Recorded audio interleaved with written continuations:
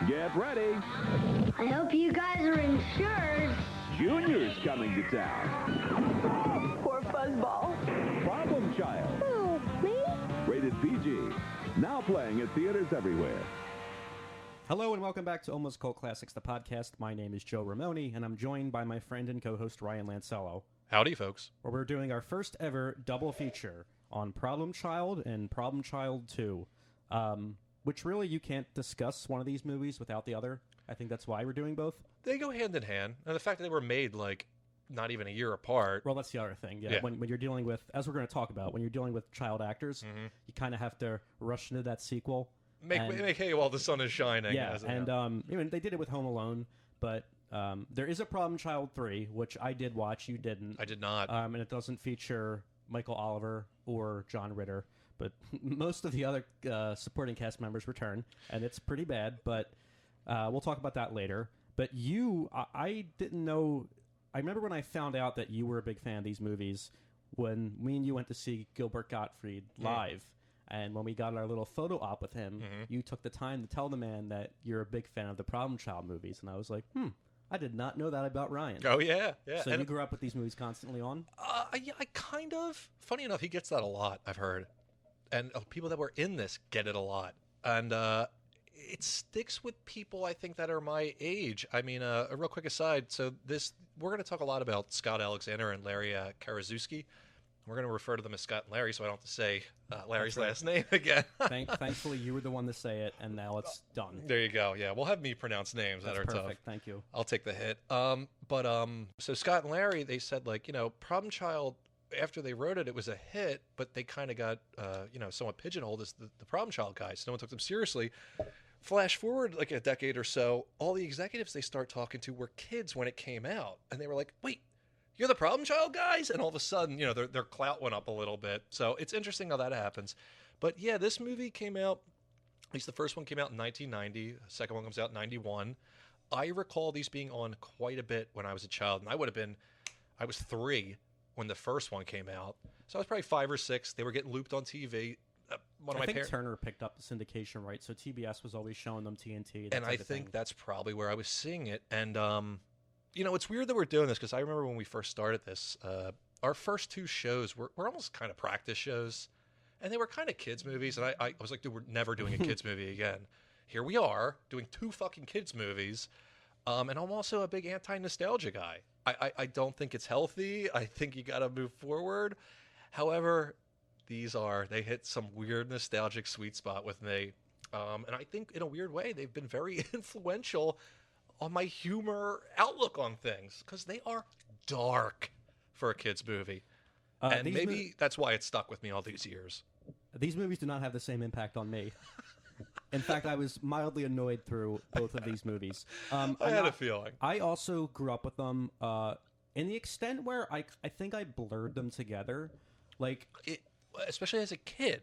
Yes. Like, I remember being gobsmacked that I was like, there's another? Yeah. Well, it came out less than a year, almost a year, the same month, just, not quite the full 365. It was like 330 days later, right. Problem Child 2 came out. Yeah. And I remembered much more about that one. I don't know if there is like, I haven't seen these movies, as I said in our last episode, in probably 20 years, if not more. And I was surprised by how much, of the imagery did stick out in my memory. Particularly in the end of 1, there's a set of pigs' testicles that kind of close the movie. Like, that in my head, the clowns, the creepy, clown imagery stuck out. In his room and stuff? So, little things, and I'm watching it, and I'm like, oh my gosh, it's coming back to me. I did love them as a kid, don't get me wrong. Sure. I think as a kid, they're the type of movies that we want, because it's like a kid kind of doing whatever he wants. Yeah, I wouldn't, if you're an adult, I wouldn't recommend popping these in to I'm going to watch a movie. It's a children, quite frankly, to me, it's a family movie. And I wouldn't even go as far as to say that, though. Well, hey, Nick Nolte and Cape Fear thought it was a family movie. Yeah, well, how great is that? Dude. I didn't know that until we were prepping this episode. I forgot it. I did know it. It's funny, Max Cady smoking a cigar. Yeah, tell for everyone who doesn't know. So if you haven't seen Cape Fear, which I highly recommend. The remake, yeah, with De Niro and Nick Nolte, directed by Scorsese. It's a really, it's a bonkers film. It's good though. I highly recommend it. But Nick Nolte takes his family out to see a movie. His wife Jessica Lange, daughter Juliette Lewis, and it's Problem Child. And Max Cady's in the theater, smoking a cigar, fucking smoking up the theater, laughing his balls off. That's me watching Problem Child. I'm Max Cady.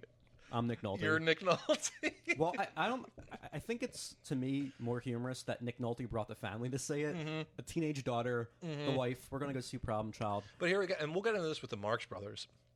We talk about this a lot. You have to take these movies contextually in the sense of when they were made. So in the 1990, I could see you're going to bring your 15-year-old daughter. Hey, let's go see Problem Child. Because here's another thing, too. This movie was a little... it wasn't your average fare. At the time, you have big movies. Look who's talking. She's having a baby. 3 minutes, like that kind of shit, right? Yeah, there was a where the kid redeems you. There was a trend in comedies of having kids redeem kind of adult characters that needed to grow up themselves, and this movie essentially parodies that idea, and that's one of the things I enjoyed about it. Like, because multiple times watching, especially the first one, I was like, is this movie a joke? Like, is everything about this movie just a giant joke? Like, did they want to see if they could get this movie made? And it's essentially that's the case. I think as a 5 or 6 year old, this is why I like it. It's a smart movie for kids in a weird way. And I'll say this. One, every character, with the exception of John Ritter's Saint, Little Ben Healy, even Junior to a degree, and in the second one, Annie, the nurse. And Nippy. No, Nippy's a piece of shit. Everyone's a monster. Yeah, these movies are unrepentant in their cynicism. But every side character is monstrous. They're venal. They're greedy.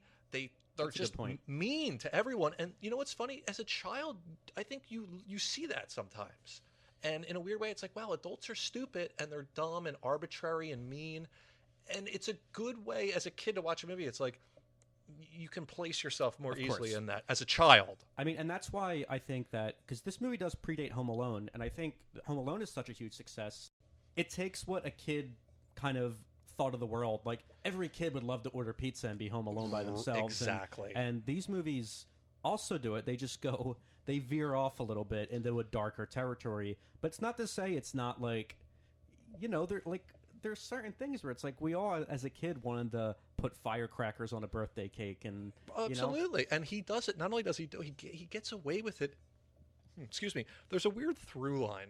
We're going to talk about it on our Patreon. We're going to do a couple Patreons this week. Yeah. Well, you mentioned earlier Marx Brothers. What you were referring to in that is director of the first Problem Child is Dennis Dugan, who directed one of my favorite comedies of all time, Brain Donors, which is a tribute or love letter to the films of the Marx Brothers. So that was his second after Problem, because Problem Child was his debut feature. He follows up Problem Child with Brain Donors, which we're going to talk about. Brain Donors is one of your favorite comedies? Brain Donors, I might even eliminate the word comedy from that. It's one of my favorite movies of all time. Really? Yeah, I love Brain Donors. Well, we're going to have an interesting disagreement on Patreon. So Patreon, we're going to do that, and we're going to talk a little bit about another movie Scott and Larry wrote, but they also directed, which is Screwed. Yeah. Norm Macdonald, Dave Chappelle, and Danny DeVito. Weird, another dark comedy. Yeah. But my weird through line, because I watched a bunch of Marx Brothers, I watched Cape Fear, and I obviously watched Problem Child. There's this odd character who I really like, and it's someone who basically, they're almost demigods. They exist outside of the reality of the mortals. Junior in Problem Child has that a little bit. He gets away with, like, he does things that are almost impossible. Like in the first one, like hanging the nun up and like, you know what I mean? Like, you can't logistically do these things. He skates by on a weird... He just always can do whatever he wants, almost. Well, that's the logic of the film. It's not just him. There are characters that do things that... Sure, but what I'm saying is, then you have Max Cady in Cape Fear. Right. And he is a monster just like Junior. He's causing havoc wherever he goes. But he's so smart and clever, he gets away with everything. He knows how to get away with the monstrous thing he's doing. Then, to go even further back, you have Groucho Marx in these Marx Brothers movies. He's like, you can see in his performance, he doesn't even look at people sometimes. It's like they don't exist to him. Sure. He is there. They're movable pieces in his world. It's a very strange character. So I just had that weird connection with all three of them. It's the idea of someone who can just blow through life and everyone's fucked in their wake.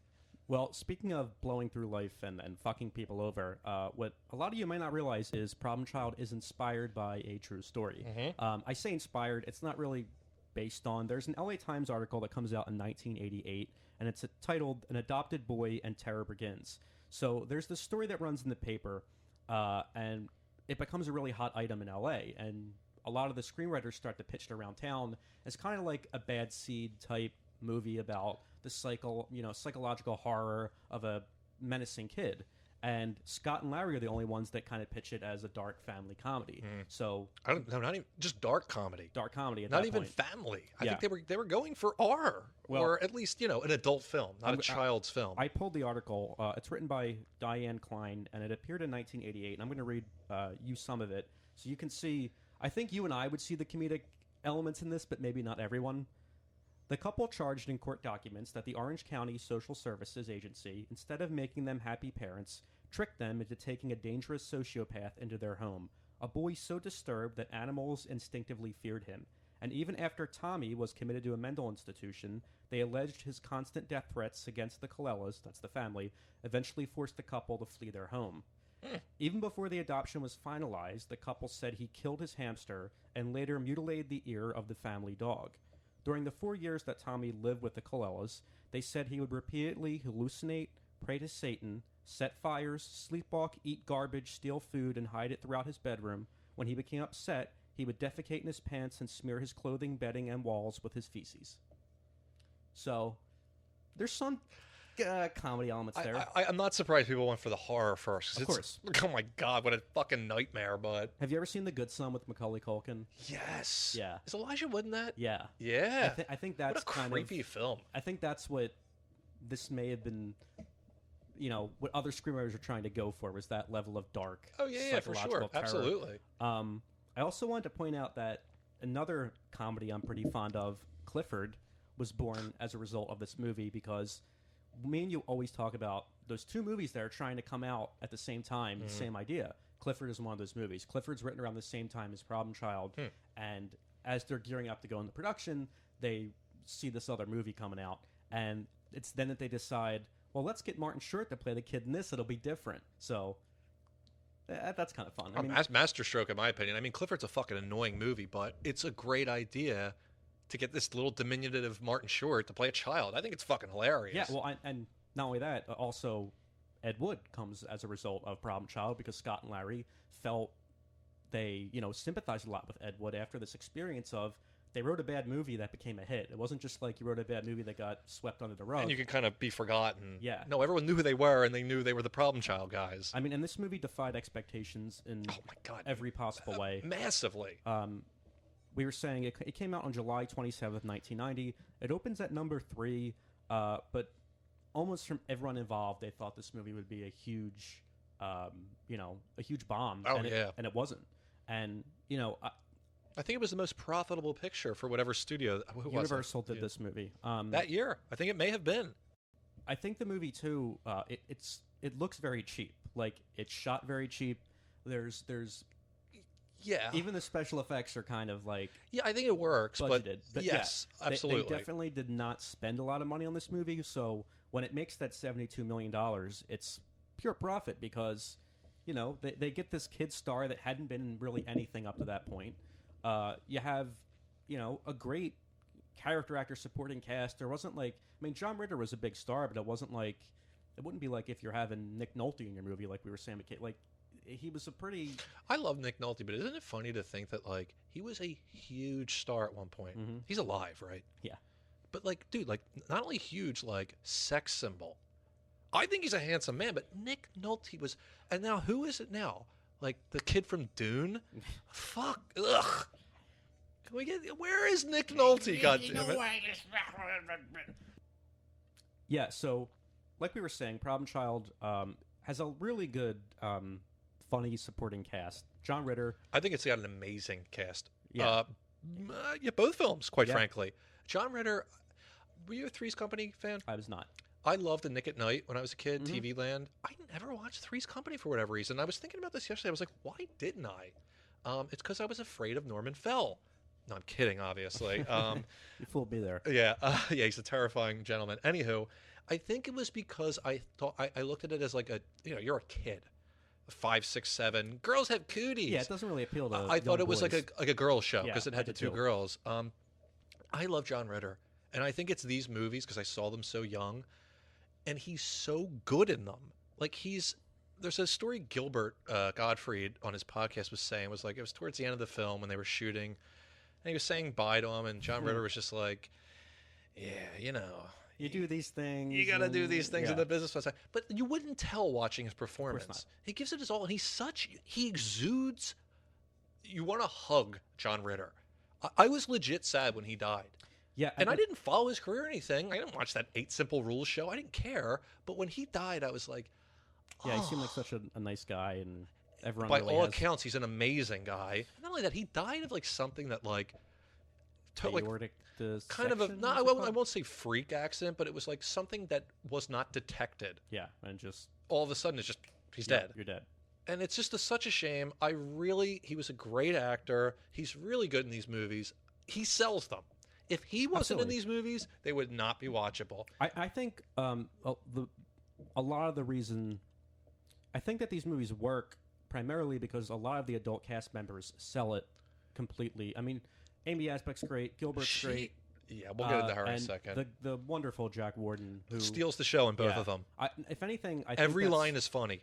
I enjoy 2 more because there's more Jack Warden. I was going to ask you that. Which one you liked more? I enjoy 2 more I think 2 is funnier. because they double down on just the Exactly. insanity. 2 is funnier, but 1 is the better film. Yeah. They're both funny. Although 3 is pretty good. No, I'm just kidding. 3 is 3 awful. Oh, I like the soliloquy of Junior in 3. Junior in Love is the subtitle in 3. But John Ritter, I could not say enough good things about him. A movie I had for whatever reason never watched. I always wanted to. I finally watched Sling Blade. He's excellent in that.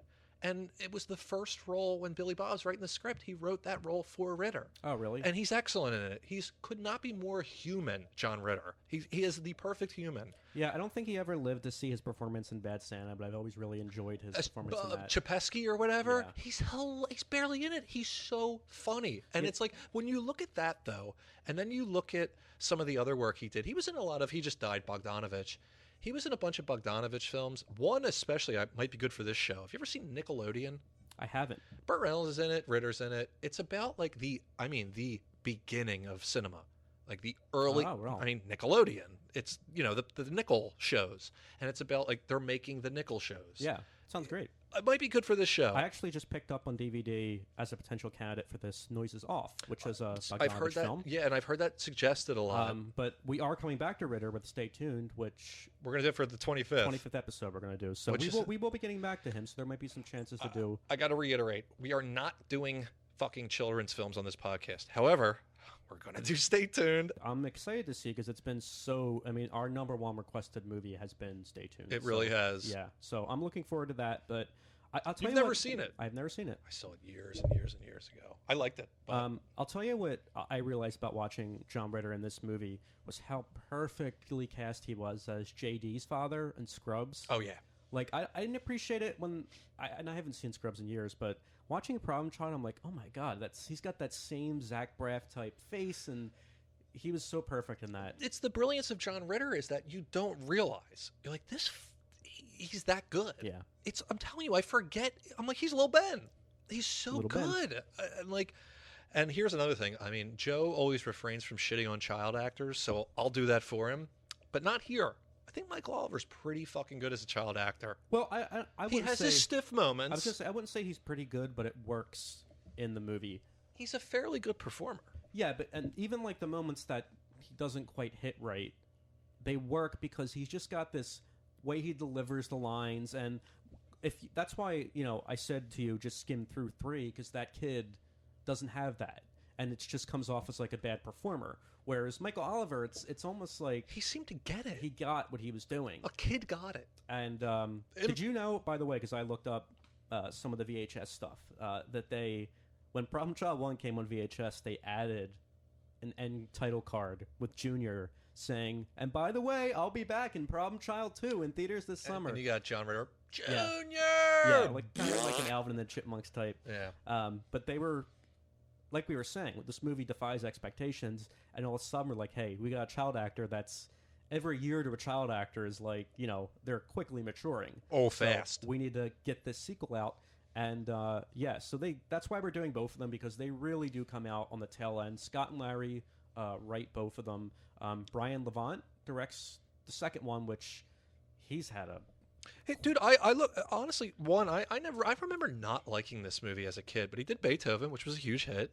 He did the Flintstones, which, quite frankly, I have good memories of that. I like the Flintstones, and I actually... Is it not good? Is it not good? I feel No, like I I think remember it's- people bitching about the story I always... in the sense that Fred and Barney should have been doing something else or something. know. I forget. I was never a huge fan of the animated Flintstones. I liked it. I wasn't 'Cause, huge well, either. I mean, it predates Oh my god! us by, Our parents were kids. Exactly. So, First primetime cartoon. that's right. Yeah, and there's a laugh track on it, which is weird. How funny is that? Yeah. Isn't You've there- seen the old Winston cigarette Yes, commercial those with the two. two of them. Bon, there's nothing like the flavor of a Winston. Yeah, Fred, I love a good Winston. Huh? Dude, that's so funny. Did you know that Jackie Gleason considered suing Hanna-Barbera for the Flintstones? He should have. But he was like, he didn't want to take kids' favorite TV show off the air. But it is. We're going to do the toy with him and Pryor. We have to. But he does the Flintstones, Brian Levant. He also does the Flintstones in Viva Rock Vegas. Oh, he which- did that one too. Yeah, which I actually loved as So a I kid. have to say this, and I think I'm right. I know Mark Addy plays Fred. Yes. Is it fucking Stephen Baldwin? Stephen Baldwin plays Barney, and Beautiful. How about the ladies?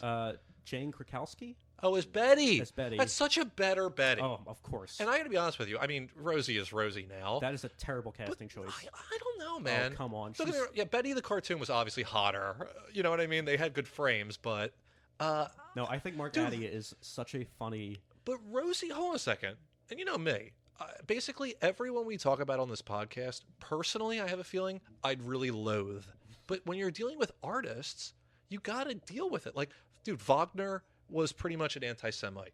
He's made the best music ever. Yeah. It's Wagner. Like, Ride of the Valkyries, it is what it is. But you don't have to like him. It's okay. Rosie was a good actress, dude. I'm I sorry. don't think she's a good Betty. I'll give you that. that. But I thought Rosie had it, and I don't know what the fuck happened there. I'm always disappointed when actors get talk shows because I'm like, oh, you're done. I actually really liked her talk show in the 90s. When I was a kid, I used to catch it when I was... She had the koosh balls and When everything. I was home from school, it was like... And she wasn't out yet either. So remember, she would always be like, "Oh, Tom Cruise, you're such a cutie patootie." She was always flirting with men. I kind of like the idea of a late-night talk show in the afternoon. Is that what she was doing? I think that was it. Dude, yeah. I remember watching the show. Yeah. Whatever. Anyway, and so- obviously, Wilma was God, I cannot believe I'm forgetting Kristen her. Johnson and... In Viva Rock Vegas. Yeah. But Catherine Perkins. Yeah. Who I think is a phenomenal actress. Who was... And she's a great Wilma. We have to say this about Brian Levant. He directed. So not only did he do Problem Child 2, which cult classic, almost, whatever the fuck, who cares? Beethoven and the Flintstones, which were hits and popular films. This one, I think, is his biggest movie. It's Jingle All the Way. Probably. I'm not saying it's good or bad or anything. I'm saying, dude, that movie, people remember that movie. It's memed. It's joked about. Yeah, Joe's making shitty faces No, at me. I think...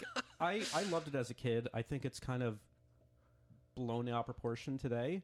In the sense that, it's like, they look at it as like a silly film. Yeah, it's not very good, but it's got its moments. I think it's just... Do we like Sinbad? I love Sinbad. I do too. Yeah. I like Sinbad. Sinbad, come on our show. Brian Levant, by the way, did direct A Christmas Story 2 in 2012. Oh, that's right. And So- you are iffy on that. No, it You- sucks. Oh, I thought you liked some of the things in it. No, I like My Summer Story, which is 94. With Grodin. Yeah, this is Okay. the shameless direct-to-video sequel with Daniel Stern. Oh, right. I'm thinking of the... Okay. Yeah, you're thinking of the... They're doing another one, by the way. Did you read that? You said something about it. Yeah. What is it? They're just doing, Peter Billingsley is grown up as Ralphie now. So I guess, there's... Whatever. It's, yeah. It's going to be bad. Yeah. It's not going to be good. Yeah, no. They're trying to capitalize on something that's decades. But yeah, past so prime. that's Dennis Dugan, didn't direct the second one. Levant did. Yeah. Brian Levant. Dennis Dugan, I guess he was always friends with Adam Sandler. Well, he wanted Adam Sandler for what was it? He wanted him in Brain Donors. I know that. Oh, in Brain Donors. That's Yeah, what it was. Which, again, we're going to talk about on Sidetracks. And obviously they didn't go with him. I assume he was getting them for the Turturro role.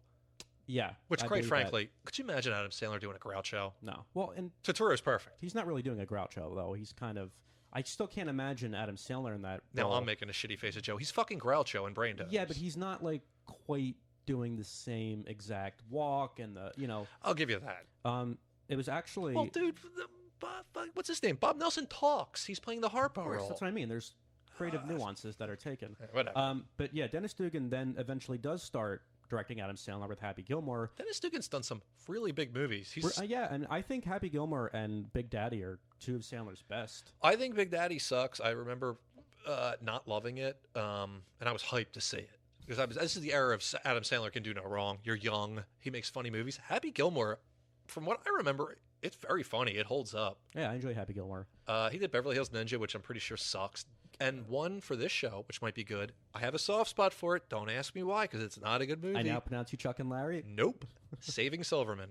Yeah, I had a feeling you were going to say that. I think it's Arlie Ermy. That might be it. He's just adds a little bit of... It's before Jack Black blew up. Right. So he's still Tenacious D Jack Black, which Yes. I love. I do too. I don't like the current iteration. I'm just... Yeah. He's a family man. Whatever. It's fine. I don't begrudge you. I like Steve Zahn. I've always liked Steve Zahn. I have no problem with Jason Biggs. No, he was... I mean, when he did, like... I like when he's, with other characters. Sure. Speaking of Dennis Dugan, so, like, this is his filmography following Saving Silverman. National Security, The Benchwarmers, I Now Pronounce You Chuck and Larry, You Don't Mess with the Zohan, Grown Ups, Just Go With It, Jack and Jill, Grown Ups 2, and then he did something in 2020 called Love, Wedding, and Other Disasters, which also, it's not like your Sandler comedy. It looked like one of those, like, ensemble romantic films. Yeah. Didn't really do that well, but...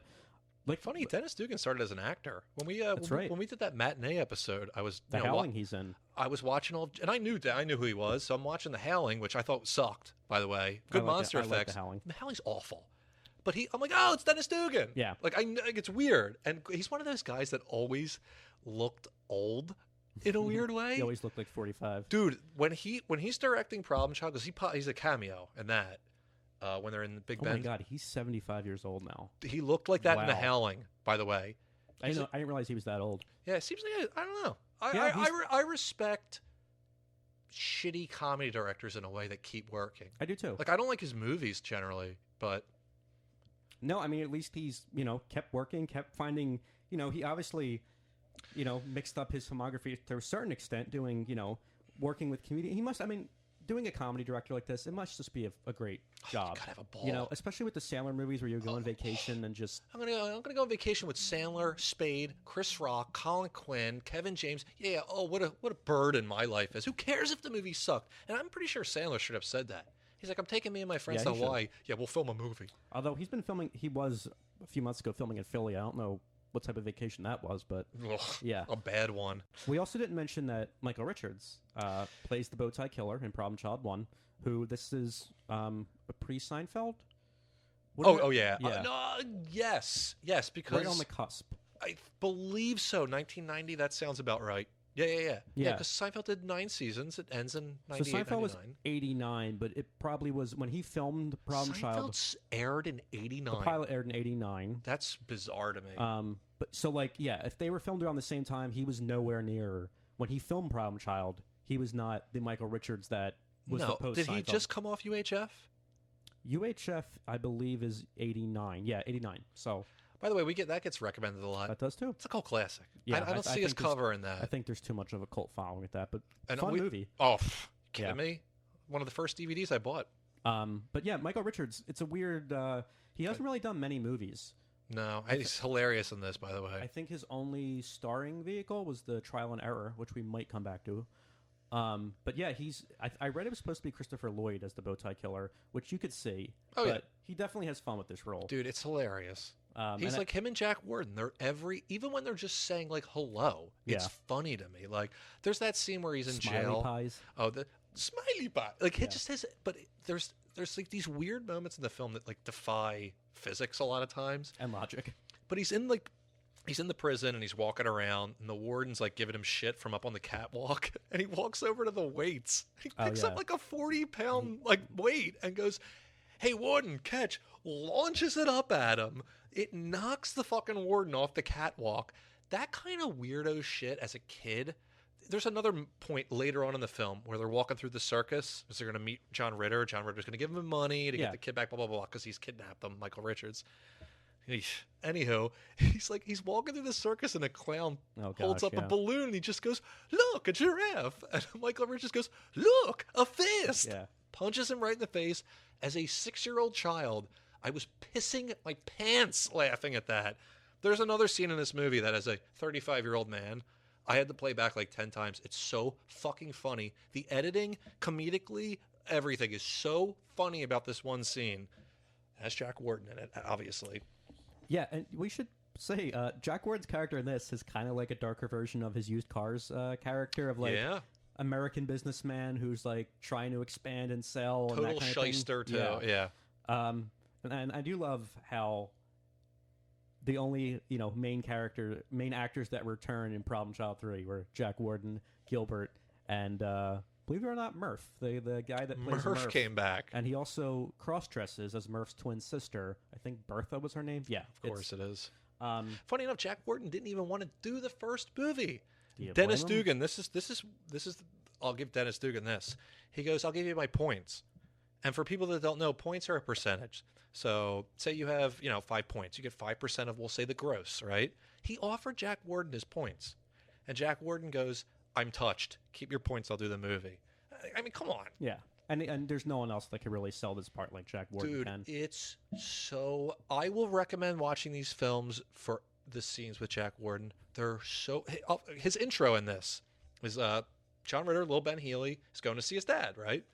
And as you walk into Big Ben Healy's sports store, it's like a fucking Dick's, right? Or a Modell's or whatever you want to call it. There's like an ad playing.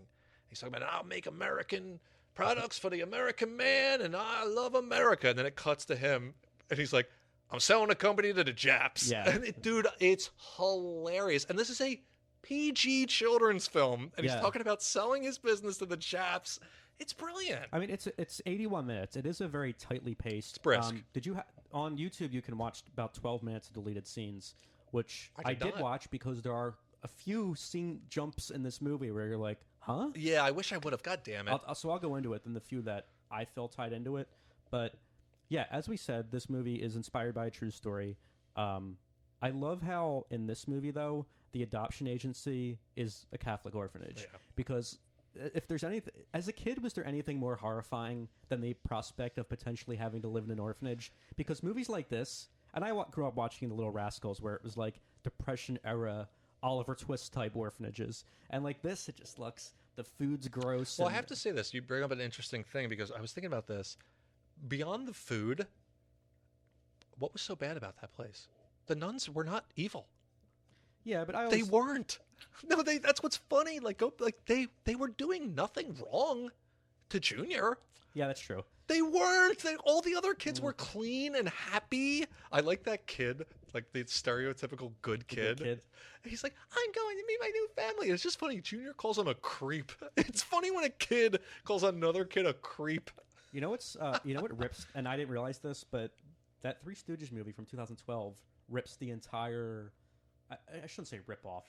But that movie begins about 3 babies that are left on the doorstep of an orphanage that no one wants to adopt, even though the nuns are pushing them to adopt. Yeah. So it borrows that. Dude, I'm telling you, man, these movies are they're in the subconscious of our culture way more than you'd think. And I didn't realize that until I rewatched them for this podcast. But I was like, see the influence. There's an influence from these garbage movies. Bad to the Bone, which in the second one it's bad. I'll give you that. In the third one, they didn't have the rights to it, so there's like don't tell me there's like some it's fake sound alike. Oh, that's terrible. Beautiful. Yeah, should we movie go through the plot, or one more cast member I want to talk about, but go ahead.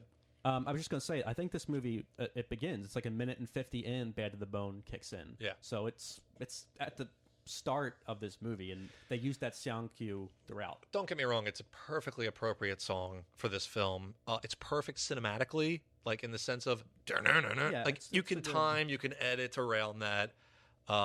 Yeah, and the second one, though, because you would send something to me, you're like, this fucking bad to the bone. I'm like, what is he talking about? And I watched the second one, I'm like, oh, God. Well, I don't even think they play the full thing. In the second one, They just don't. use the sound cue over and over again. Dude, not only that, they do it like back to back Back to sometimes. back in multiple where like they'll go, times in the same scene. and then like Junior like winks, something, says and then something, it again. and then they do it again. I'm like, Yeah. what are you doing? But probably, man, like I said, 5, 6, 7. Mm-hmm. I forget how old I was when I first saw this. Very young. First film crush, I realized. Amy Asbeck? Definitely my Yeah. first film crush. She's great. Not only is she good in both of these films, she plays different characters. And her and John Ritter met on this film and married. Married in 1999. So it's a one of those things where they met and then stayed in touch. And that's always, he's unfortunately married to her when he passes, but she's great. She's terrific in both of these movies. She's a very good actress. I think she's beautiful. Especially playing two different characters. And as a kid, I wouldn't have known that. No, it doesn't register almost. And it's really funny in the second one when, like, Ritter, like, has that moment where, like, oh, do I love... Like, he's looking at her. Yeah. And it's like, it's your ex-wife! Like, it looks... like she could not look... like, she's wearing glasses. It's total Clark Kent. Hair dye and glasses. Yeah. But she's great. She really is such an underrated comedic actress. And I just find her captivatingly beautiful. Well, in these movies, especially the second one, they frame her like an angel. Like, oh, big time. The way she's lit. I think the second one, really, that's where my crush developed. Yeah, because she's a likable character in that one. But they do. They make her as, like... Yeah. Like, A she's got the gauzy women, haze around her. Yeah, so she's great. Again, the adults sell this film based on how much they commit to the material. And that's really, one of the redeeming qualities. I mean, I know you have many. I definitely was mildly annoyed with these movies, but I wouldn't say skip them. I think I appreciate them on many levels. I totally get where you're coming from. But why don't we start at the, should we get into the plot a little bit here? Yeah, well, I think, fittingly, like we said, the movie opens with a baby who is left on numerous doorsteps But it's funny because it starts at a mansion. Right. And then it goes on from... It keeps going down and down and down. Until he ends up at an orphanage. I think, what is it, the first one, the woman, the maid opens the door, she's like, oh my God, and like the matron of the house comes and picks up the baby and like, oh, the baby, and it just pisses in her face. Yeah. And then so then smash cut Yep. to a carriage being carried to some other house. Like you said, really good comedic editing and pacing. But from the house, it goes to, like, some shit trailer, and like the drunk dad is stepping on the kids' toys, so he bulldozes the trailer, and then from there he is at the orphanage. And not only that, he's grown at this point. He's not in a little holder anymore. Yeah, and Michael Oliver was like, with that red hair and the freckles and the front teeth are like an inch apart. Yeah, he's great as like this distinguished looking kid that really works for the role. At the same time, Ben, who is John Ritter's character, Little Ben, and his wife, Flo, played by Amy Asbeck, they're at a fertility or doctor or clinic, and she can't get pregnant. I always remember that scene. For whatever reason, as a kid, it really stuck out at me because that gynecologist, he pulls out that model of a uterus, and like the things are popping off. He's like, well, that would have been your ovary, and like these are the fallopians, but these are clear and yours are black. Yeah. It's a very funny scene. And she doesn't want to adopt. She doesn't think that's the appropriate way to bring a child into her family. And this movie, like we were saying earlier with the Three Men and a Baby and those other movies, it like almost becomes a satire on like the inclusiveness of being a parent. Like the Amy Asbeck character Flo just wants to have a kid to like go be to invited parties, to social events. Yeah. And that's what I was saying earlier, is that like this movie takes the view of a child almost. Yeah. In the sense of like all the adults are idiots and they're out for themselves, right, and I got to do what I can. That's another weird thing I really like. It really happens with the Gilbert character, Igor Peabody, who starts off in the first one as the adoption guy who's running the agency. His name isn't revealed until the second one. Yeah, you're right. It's on the name tag. They must have just said, Gilbert, what do you want your character to be named? Yeah, pretty Igor. probably. Let's call him Igor. But with him and the Jack Warden Big Ben character, it's really interesting how they both, and other characters do this too, but especially those two, they talk to Junior as if he's an equal. Like, it's understood. Yeah. They're like, no. I'm not dealing with a fucking kid here. Yeah. I'm dealing with a force of nature, and I'm going to... Like, dude, they talk to him like he's it's hilarious. That's why... Their interactions. They interact as, like, equal. It's hilarious to me. So Junior is causing all kinds of problems at this orphanage he lives at. I love how the one there's of course there's like a nun with moles on her face and she's overweight, and Junior shoots her down a garbage chute. Mm-hmm. I love how there's a garbage chute large enough in the hall. How funny at is the end that? of the hall to hold this nun. Yeah, that's like in one of my problems with Who's Harry Crumb was that John Candy's in an air vent, and it's like, where's the air vent big enough to house John Candy comfortably? But yeah, so he's causing all kinds of problems at this orphanage, and Gilbert, what is the connection between Peabody and the Catholic Church? Dude, that's the other funny thing too, is that like he's head of the agency. They're in an orphanage in a church, right? Maybe he'd be involved. It is funny though, because like all the nuns are bitching at him and he's bitching back to them, and I had that same thought too. I'm like, why is he there? Yeah, are Scott and Larry Jewish? That might account for some lapse in. Maybe. Because you and I, like, growing up in a Catholic parish, like, to us, it's like, oh, well, no, there's like a bishop, and that's who's in charge of all the... To be fair, when it comes to something like that, there probably is some secular administration of some... Like, the priest isn't dealing with... You know what I mean? It's not like he's the rooster and they're the hens, although... There's a great Peabody line where they bring in Junior to meet with Peabody, and he enters with his hands together like he's praying. I just want to learn my lessons and do my studies so I can be smart and become a priest. There! You see that? A priest! A priest! It's like a nun with a jacket! It's a boy nun! He wants to be a boy nun! But he is sent to, I guess, like the playroom area, where he turns on the TV and discovers that on every channel is this news reports for the bow tie killer. He's been caught. He's been caught. He's played by Michael Richards. Does he murder people with bow ties? Dude, apparently he's just a killer. I thought serial killers are usually named after what they kill people with. He just happens to wear a bow tie. There's a bow tie. I don't know. Here's another thing, too. There's so many in both of these films. There's so many little quick jokes that are clearly meant for adults. Like they would, and I can guarantee this because they went totally over my head as a child. Yeah. And then I'd watch them later and be like, oh my God. Yeah. So like that's what I said it's good for family in the sense that like you can sit down and watch this and be like, holy shit. Like you can mumble to yourself. Of course. But there's a great little, like you're seeing like a newspaper and it's just like, I did it for kicks. That's why he was killing everyone. Well, Junior is so captivated by this news report that he runs to the toy chest and pulls out a My Buddy doll. Did you catch this? Yeah. My Buddy, who is, those you don't know, that's the doll that they based Chucky on. But oddly enough, the doll doesn't usually have a bow tie. Never, as far as I can tell. But in this universe, My Buddy has a bow tie, which Junior takes and wears as a tribute to the bow tie killer. He's also he becomes a pen pal with him at some point. But he signs his letters JR, and the bow tie killer in prison who's getting these letters believes it's his old associate named JR. Right. It's a letter from JR. Yeah? Someday we're gonna meet up on the outside. We're gonna do some serious damage. And he's, Junior's writing about, I'm getting out of here soon. So he's like, JR's getting out soon? That's when, and then Ryan was saying he throws a barbell at the warden.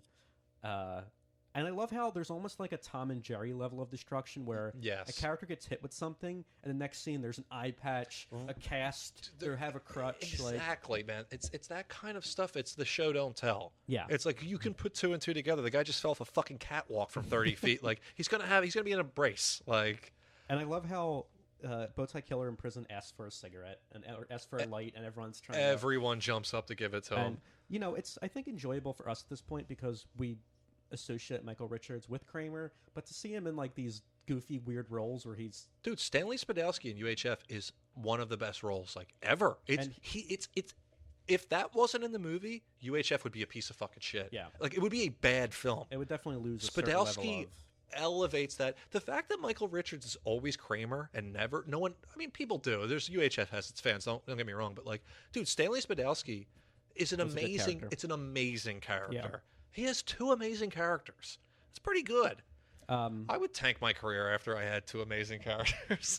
It's okay financially. He is loaded. Yeah. But still, all the money in the world, man. He probably just wants to perform. So would you cast him? Yeah. I would too. Yeah, I think he's have you ever watched like Seinfeld bloopers? He apparently comes off like an asshole. No, apparently he is an asshole. Yeah, like he's like, guys, come on, like he's very serious. Oh, about he's it, very like, serious. And they're just like all goofing around, and he's just kind of like, there's that one famous one where they're doing the frozen yogurt, and he's just like, I'm eating a lot of this shit here. Like hit the lines, like. And they're all laughing around, and he's like, "Come on, guys!" Like, I always wonder that. I'm like, how much are they eating in eating scenes in film and TV? Well, Gandolfini in Sopranos just mashes his food around with his fork. Oh my God, you're right, he does. And I heard an interview with his son where that was his thing. Like, he didn't want to eat it. That's so he really would just, smart. Like, mash it, dude. He would just move it around with a fork. Yeah. My mind's eye is seeing a million. I'm gonna mash this fucking shit. Yeah. But I guess Michael Richards actually was eating that. I mean, he carried the air conditioner in that episode. He's a method guy. Yeah. You're a prick and you're a stickler, Yeah. which is good and can be a bit bad, but I'd put him in a movie in a second. I mean, look, and there's probably a reason he doesn't, outside of his, there's a reason he hasn't worked. More than likely. Oh, he did that Curb season, which was hilarious. He was excellent. Yeah, but the and then hat. he did that awful Kirstie Alley sitcom that was on TV Land he was in for a bit. Yeah. I don't know. Terrible. But anyway, yeah, Bowtie Killer, he eventually escapes prison in the most ridiculous way possible. Blood! Yeah, which is, there's like a psychiatrist who It's giving him the Rorschach. showing him the ink test, and they leave him alone with the, psychiatrist, and he just attacks him, and then takes his car and leaves the prison, like... Little smash cut to him pulling out of the prison, and like the guard's like, "Oh, Doc, how was he?" And he's got like a hat on, like his head down the pipe, very Van Nostrand. Yeah, it's very Kramer. Oh yeah, like, oh well, what am an animal like? Yeah. And then he's out. Well, that guy's got some troubles, he says, or something like that. So he's out of prison. One of the most dangerous serial killers in the country. Drove right out of prison. So as the Bowtie Killer escapes from prison, Ben talks Flo into maybe they should adopt. Yeah, and he, plays to her more, what's the word, superficial concerns. By saying it's like shopping for a kid, yeah, there's basically. that, 'cause she loves shopping. And he's like, you can skip all the baby stuff. You can get right to, parties and whatnot. And then boom, she's in. Yeah. So they go to see Peabody, who at this point, I mean, this is the part of that article I read that like really inspired this. Like they're pushing the kid on them. Like, right. We got this kid. You're in luck. Either you're on this waiting list for 8 years, or you take Junior. And obviously Junior, puts on his, angel act for them and everything. I love when he comes out of the orphanage. Ben is wearing from head to toe blue, shades of blue, a blue baseball cap, blue jacket, blue tie, and he goes, "What's your favorite color?" And he's like, "Mine's blue." And he's like, "Mine's like." Yeah. John Mayer does that like completely oblivious so well of like, we're connecting. This is great. And what does he do? Like, there's something Junior says, and this goes to show that the movie was made in 1990. I forget exactly what he was. He's looking at the two of them, and he's just like, are these two retarded? Like... He says that about when he walks into his room and sees the clowns. He goes, "Oh God, they're retarded." Oh, is that where it comes? And it's like you have these moments where you see things you're like, "Oh my God!" Yeah, this is a '90s movie. And it's weird too, man, because I talk about it like in the sense that like cancel culture's a bit bullshit. It's not really real. This PC shit that's going on now, it was there in the '90s. Yeah. So yeah, they take him home and they decorate. They have decorated his bedroom with clowns, like clown bed, and I don't know if it's before the Tim Curry It came out. Was clown fear that prevalent? I think it was just the idea of like clowns can be creepy, and they can. I'll never forget my cousin growing up had in his bedroom, just from like leftover from when he was a young kid, was a clown doll. And one time we were having a slumber party. We were probably like 8 years old, and to not keep us up, and because we kept being creeped out by it, his older sister turned the clown doll around, but we didn't know that. So we woke up in the middle of the night, and my cousin just goes to me, "Who turned the clown around?" And instinctively, we both just screamed. Oh, and I'll never forget my uncle come running in the bedroom like, "Will you two shut up? What are you doing? It's 6 o'clock in the morning." Like, but I think like they're clowns really suck, as a dude. kid. I hated that Red nothing Skeleton like, shit. Oh yeah, Ugh, all the oil paintings, like the sad clowns. I don't like it Get either. the fuck out of here. So to see them all like moving around and dancing in here, it's unnerving. Oh yeah. And I also love that it shows how out of touch Flo is, that she would think that this is what a little boy would want. You know what else is funny about him and Flo? They don't talk the whole movie. They never have a conversation. Yeah. That's like she intentional. yells at him once, Right, but it's not like they never. That's hilarious. That just goes to show, like, she didn't care. She just wanted.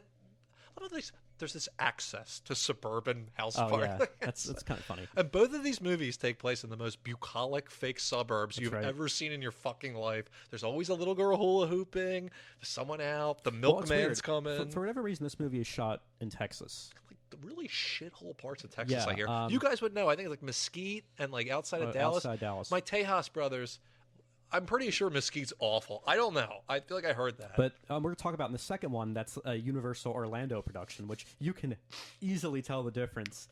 Like, it's hyper artificial. oh my god. It's the second one is so much more cartoonish. Yeah. It's the first one is it's a movie. Mm-hmm. The second one's basically a cartoon. Yeah.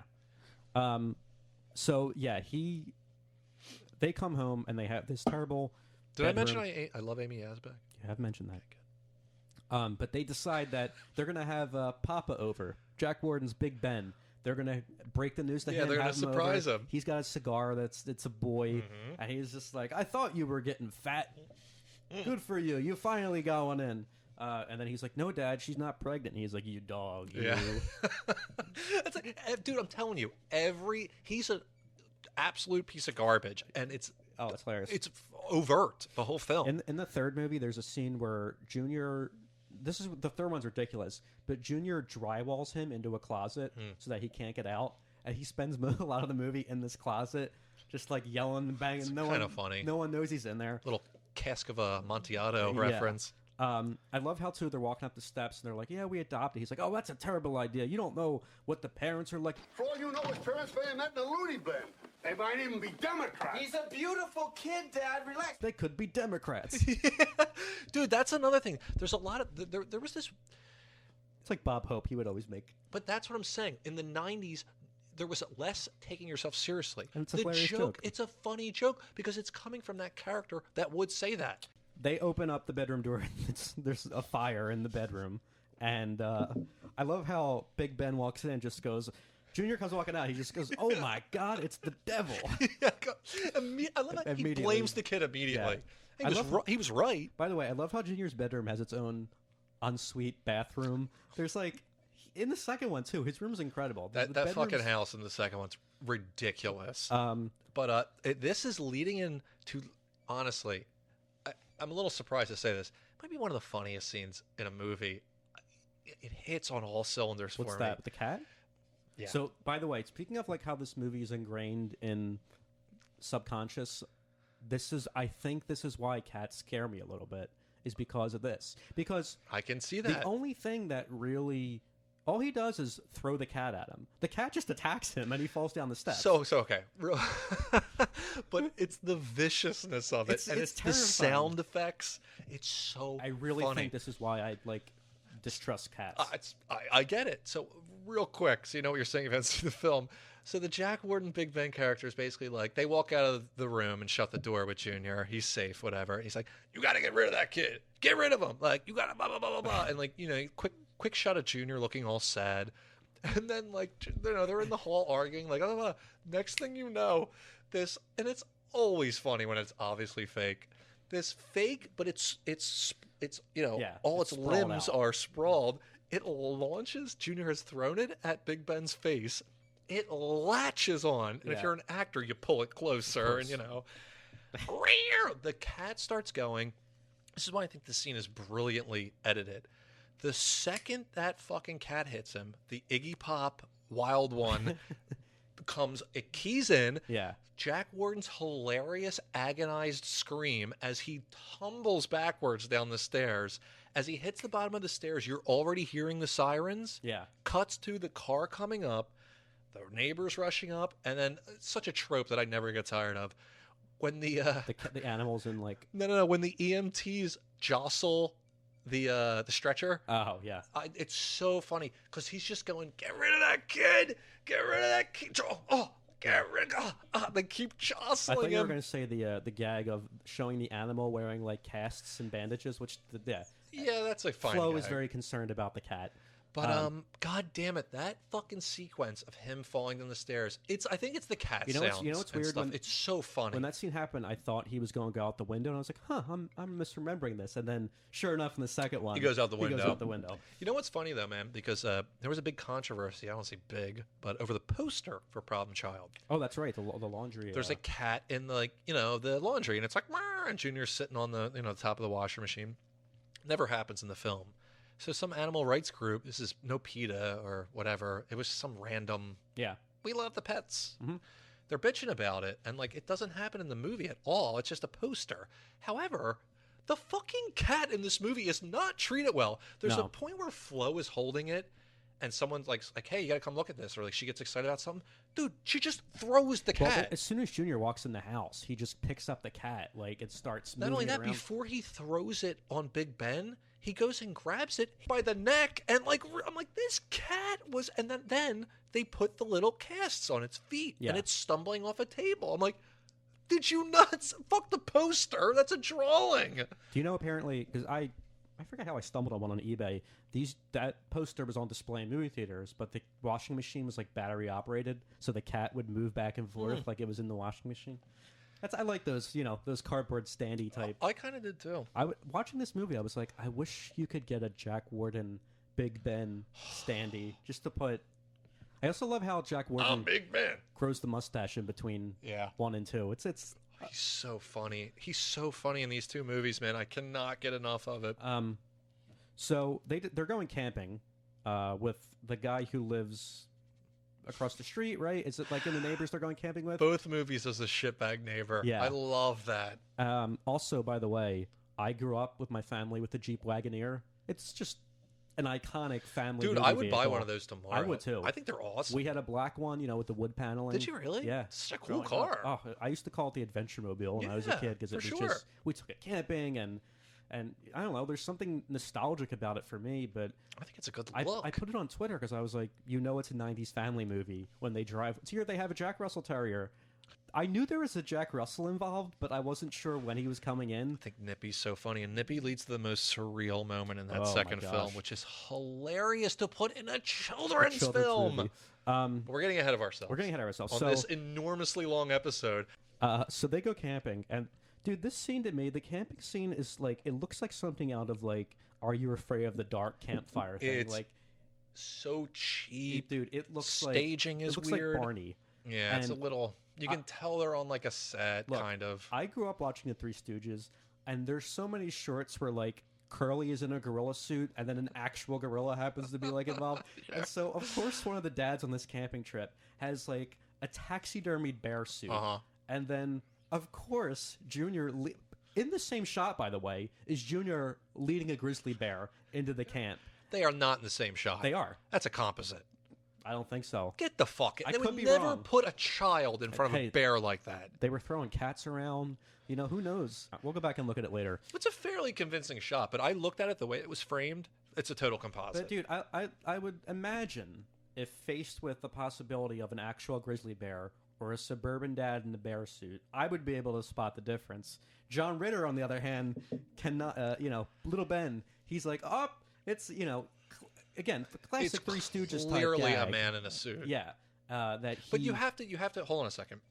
Yeah, set this He up. Initially, because Junior lures a bear into the camp, he just throws a piece of steak in front of the kids. An actual bear comes in.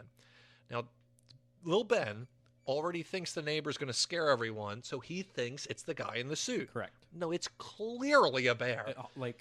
So he starts fucking with it. He's batting it in the face. You kids are afraid of a bear, blah, blah, blah. And then the thing just launches him. Yeah. And he realizes, oh, my God, it's a bear. Yeah, I take for granted that John Ritter was a great physical comedian, but I guess on Three's Company he did it a lot. What made me know that he was considered a physical comic was he was going to be the new Pink Panther. When they brought those series to America, he was going to be the lead guy. He would have been good. Which, would have worked. And I was like, but in the 80s was John Ritter known for his physical comedy, and he does a lot, and it's obviously it's a stunt double that crashes into this tent. Sure, but he does some moves. It's funny that you bring that up. He does some stuff in Problem Child 2 where I'm like, wow. Yeah. And I never thought of him that way, but dude, like he does some like he gets punched and like spins. And I'm like, damn, that's really good. Like, he knows what he's doing. Consummate actor, that John Ritter. He is missed.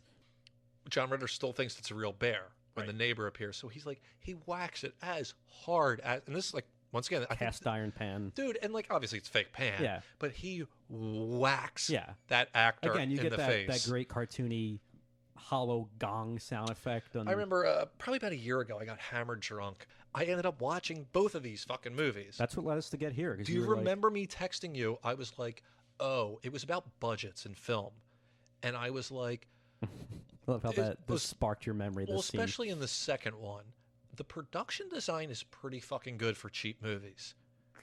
Yeah, and I was like, well, I was bitching about CGI. What a shock. But I was like, we throw so much money into fucking CGI. I'm like, dude, this second one is... it's a cheap film. The budget is low. Yeah. But, like, I'll give you an example. When they go into the principal's office and it's Peabody, Gilbert Godfrey, his desk is made out of pencils. Yeah, I noticed that. His phone has blood on it. Like, you know shit like that. It's like, but now a computer does it. Like, fuck, that's not artistry, dude. But I love how, obviously the first one is a huge hit, but they only upped the budget like a couple of million, which really doesn't go that far. They probably also had like a ton of it more went to marketing. Well, so it takes me about an hour to get to Joe's place when I drive over here. So I listen to, as we were saying, Gilbert Godfrey has an amazingly good podcast.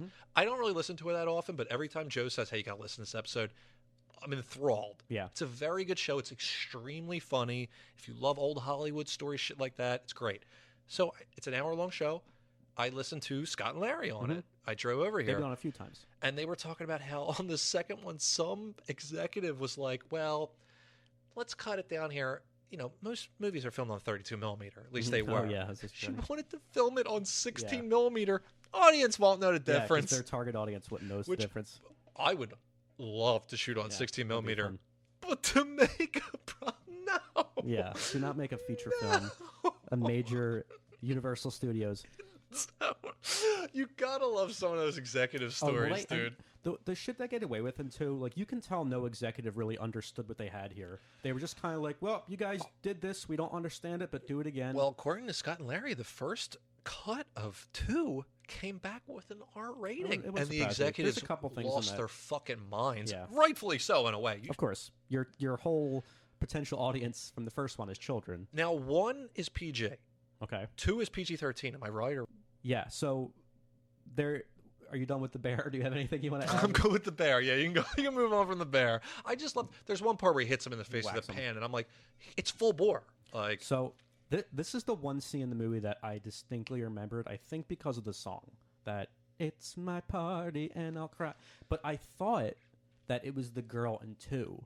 You know what I mean? I confused the two. It's 2 little twin girls in 2. No, I thought that... Oh, Trixie. Trixie. I see. I thought that's when this sequence happened. He was at her birthday party, but... And once again... This is a bizarre sequence. As I said, every character that's not Lil Ben or Junior when he's good is monstrous. Yeah. And this kid is... This little girl's a monster.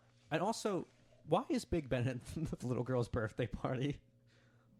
Was he there? Yeah, little Big Ben, because he gives Junior the bumper stickers and the pins. Oh, right. And he has a neck brace on. I'll say this. If you say because he's running for mayor or whatever, and he wants to show up facing the town. Yeah, kind of. Oh, but also, no. There was, when a sense of community was much more a thing. Big Ben would not be at this girl's birthday party. Okay. Look, I wish something happened with him there. Maybe something was cut. Yeah, you're right. He was there, though. And it's funny. Junior takes the bumper stickers and just throws them in a fucking trash immediately. Yeah, we should mention that Big Ben's running for mayor. Yeah. Because it comes up later in a hysterically funny scene. This scene, though, it's Junior's dressed as a devil. So many things I have to comment on. I this really scene. wish... It's hard for me to, like... I like to... When we do these movies, I like to watch them. And then maybe go back, watch them again, take some notes. There are so many throwaway gags and stuff. It was too hard. And some of them are on the nose, like him in the devil costume. Yeah. Totally on the nose, but... So, dude, it's one of the worst pieces, and, it's a child, so... But when she's like, I don't want you to come to see my magician because it's my birthday and you can't stay and you stink. She blurts out this line, and, then this, sad piano music starts as Junior looks out the window and all wistfully.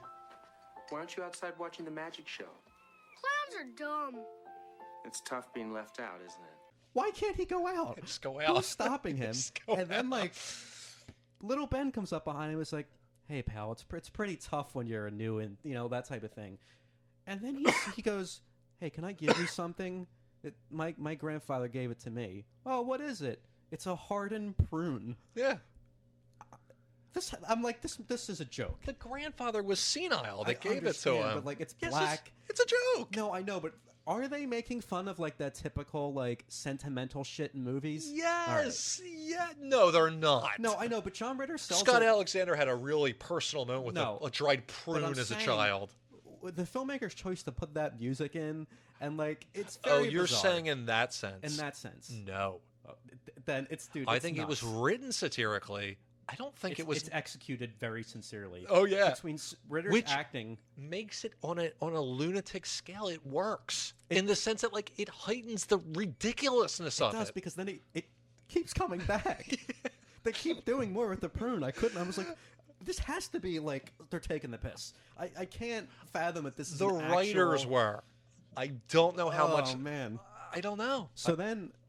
Junior decides to retaliate. I'm buying a bag of prunes tomorrow.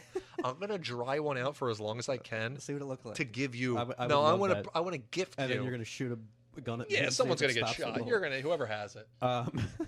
So, Junior starts to ruin this girl's birthday in various ways. As the song, "It's My Party and I'll Cry If I Want to." Now, real quick, can I cut you off as Please? I want to do? This scene was not originally filmed. Really? This is a reshoot? The studio, well, according to them, they fucking reshot it like 20 times, but apparently the studio wanted this in there. It's terrible. I'll tell you this, as a kid, I grew up with that kind of music. I'm not saying the song... No. What I'm agreeing with what you said is it stuck with me in a weird way. Because, dude, I grew up with that kind of music. The doo-wop. Yeah. That's all I heard. Of course. Like that and Sinatra. And then, like, my dad would play, like, Led Zeppelin. Because our boomer parents had... Whatever. Fuck them. I hate the boomers, but I love their music. Mm-hmm. Sure. Not only that, it wasn't even their music. Like, the old black girl doo-wop bands and shit like that. I love that shit. So I think it's the song is why it's stuck so hard. I agree. It's pretty well edited. Well, not only that, I agree because it's like what the song says is actually happening. Yes. That's like... but even as a kid, I remember, like, the editing's good, but it's odd in the sense that, like, she's, like, standing there, like... watching him do these right, things? and she's not. No. It's like... No, but that's a montage in the sense that, like, a lot of people don't do this. Everyone thinks a montage needs to show things happening. I understand, but it's edited in such a way that's really, really confusing. Yes, I agree. However, this is why I think people get too rigid in what a movie needs to be. I don't know, dude. A movie can take kind of a... I'm talking about Problem Child, so I feel like I'm being too, like, pretentious here or anything. No, what I'm saying is a movie affords you the ability to step outside of reality, and you're not necessarily watching her react to this stuff. You're seeing her inner... turmoil. Do you see what I'm doing here? I do. This is critical theory on Problem Child. It goes out the window when Junior finds firecrackers that look exactly like her birthday candles. Yes, you're right. It goes out the window. There's like, I could see how like that's a studio thing though. Oh, it'll be funny. Like, there's a couple moments like that in the second one, but this scene is so weird. I wonder when, like, because obviously they had to include the prune, so I wonder when that sequence... I was really shocked that the studio wanted the montage. It's weird. It surprised me. But he throws the presents in the pool. But like you're saying, because of the song choice, it really stuck out in my mind, this sequence. And it works. Yeah. Dude, I bet you $1 million people remember that sequence. It's probably one of the top 3 remembered sequences. I remembered it. I just didn't know contextually where it fit in. But it's funny, too, watching it again. I just did, like, 2 days ago. Yeah. You're right. I hate to say it's out of play. It should have just been him. So, for those of you who haven't seen it, like, there'll be a shot, like, one of the shot is Junior cutting off a girl's pigtail. And it just cuts to the girl whose birthday it is crying. As if she's watching him do this. As if she's watching it, and the lyric underneath it. So it's like, it's kind of like music video-ish, but it just, the way it's cut, she's looking right at the camera. Like, it's very strange. It's odd. It's absolutely presented as if she's watching him. You know what else my brain mixed up with this movie is Look Who's Talking, because Gilbert is also in that movie, and he was working a lot. He plays like if I recall correctly, like a daycare center. Him and Travolta dance, like they have a little montage where they dance together, and this might even be Look Who's Talking too, because those movies also I do blend not together. remember those. I've seen them when I was a child. I do not remember them. You know what's at weird all. about that movie? I think it's the first one. It's probably actually both of them. They open with like close-ups of how sperm, like ova and sperm. like, That's all I I remember. remember as a kid always being like, "What the fuck is this?" Dude, I thought the same thing. I think it had to be explained to me. It's weird. And like I was just like, okay. I didn't understand why like George Segal plays a character that like it's. There's other movies you should watch as a kid. Mel Brooks voices a toilet one. I might make you sit through Look Who's Talking 1 and 2 after We'll this. see. I guess yeah. So like, and not only that, we're going to talk about it in Problem Child 2.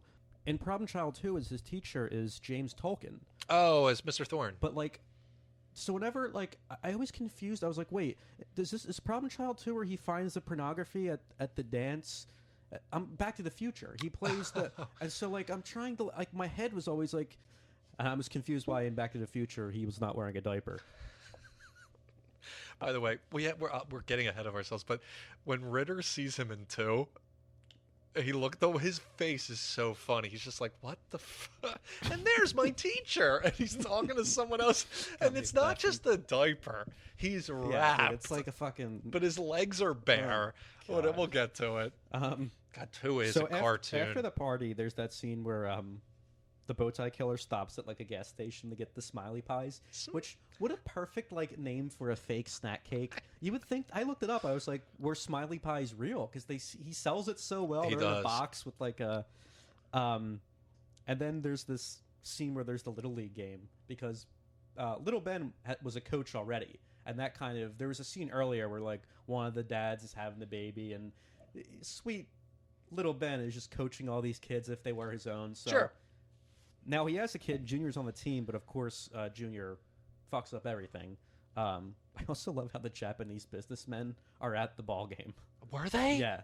The Japanese because businessmen. it's Big Ben sponsored the team. But the Japanese dude, no, they're not. They are, dude. How did I miss that? Yeah. Dude, that's hell. It cuts to them. That's the kind of shit I'm talking about. Is that like this is a children's film, and like I think this movie probably influenced every children's film after it in the sense that like, oh shit, we got to put in some jokes for adults. This is when in the baseball scene they also get back to da da da da da when he steps up to the plate. No, but it's so much. No, he don't do it at the plate. They do it when he slides into home, and it's totally appropriate. And he totally appropriately what does he do? used. He hits the kid in the groin. He holds the well. He hits the ball. Yeah. He gets 2 strikes. He doesn't let go of the bat. I can't believe this Japanese businessman. That's so. I can't believe I missed that.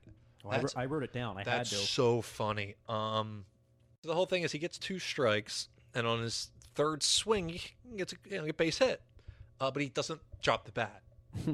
Yeah, so he runs up and he hits the first baseman. Then he just runs the bases, and he gets home and he hits the kid in the ball. He slides into home and has the bat up. It's just brutal shot. Yeah. By the way, whatever stuntman did that, he jams the bat into his crotch, which no one likes, and then it's that, and everyone freezes basically. Because he's going, touchdown, touchdown. Yeah. And Ritter has realized, like, oh, fuck. And the scene that follows this one. Before you get there, can I say one thing I really like in movies? And it's kind of overused, or at least it used to be. The zoom in on a character realizing something when they lay in the airplane sounds behind it. Oh, yeah. I love that. That's a cool thing. That's such an odd, interesting thing. You know, that sound. Yeah. So the following scene, like in my head, why are they at church? What like he was taking him to talk to the priest, as if like that's the, there's that great nod at the end, like all throughout the movie. John Ritter's reading print. Oh, how good is that gag? I had no clue about this. And then at the end, after things have gone to shit, he's reading The Exorcist. Oh, I missed that. And also the picture of the authors. It's Ritter. It's Ritter. That's. Yeah. I missed that one. I had to read about that one. I was funny like, gag. Oh my God, that's very funny. I did not realize he was reading The Exorcist and at the end. He's reading The Exorcist. Dude, that's the other thing. Look, these movies are sloppy. They have moments that drag. Not even drag. You're just like, drag. You're like, what the fuck? No, like, no, but really like amateurish kind of shit.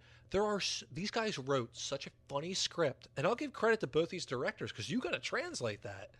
Like shit like that. He's holding The Exorcist. Was that written? That strikes me as a directorial thing, where it's like, put The Exorcist in his hand. Yeah. You know what I mean? Or maybe they did write that. Whatever. The jokes are there. Like, these are funny movies, man. Well, and they kind of, most of the humor holds up. Most. I would agree with you on that. Right. But I will say that the humor is consistent. The logic is not. Not at all. But are you watching a story about the Nuremberg trials? Or are you watching Problem Child? No, but dude, so in this scene, there is a huge gap in logic, right? Because Junior's in the Little League outfit, Little Ben's in his coach, outfit. They go to church because, like you said, they're going to talk to the priest. But Junior gets away from Flo and ends up in the confessional where Little Ben goes in to essentially pour his heart out. And this is another one of those scenes with the sad music where you're like, it's written as a satire, but it's executed. It's presented sincerely. And he's just like, I don't know what to do, Father. I wish this kid is not getting it.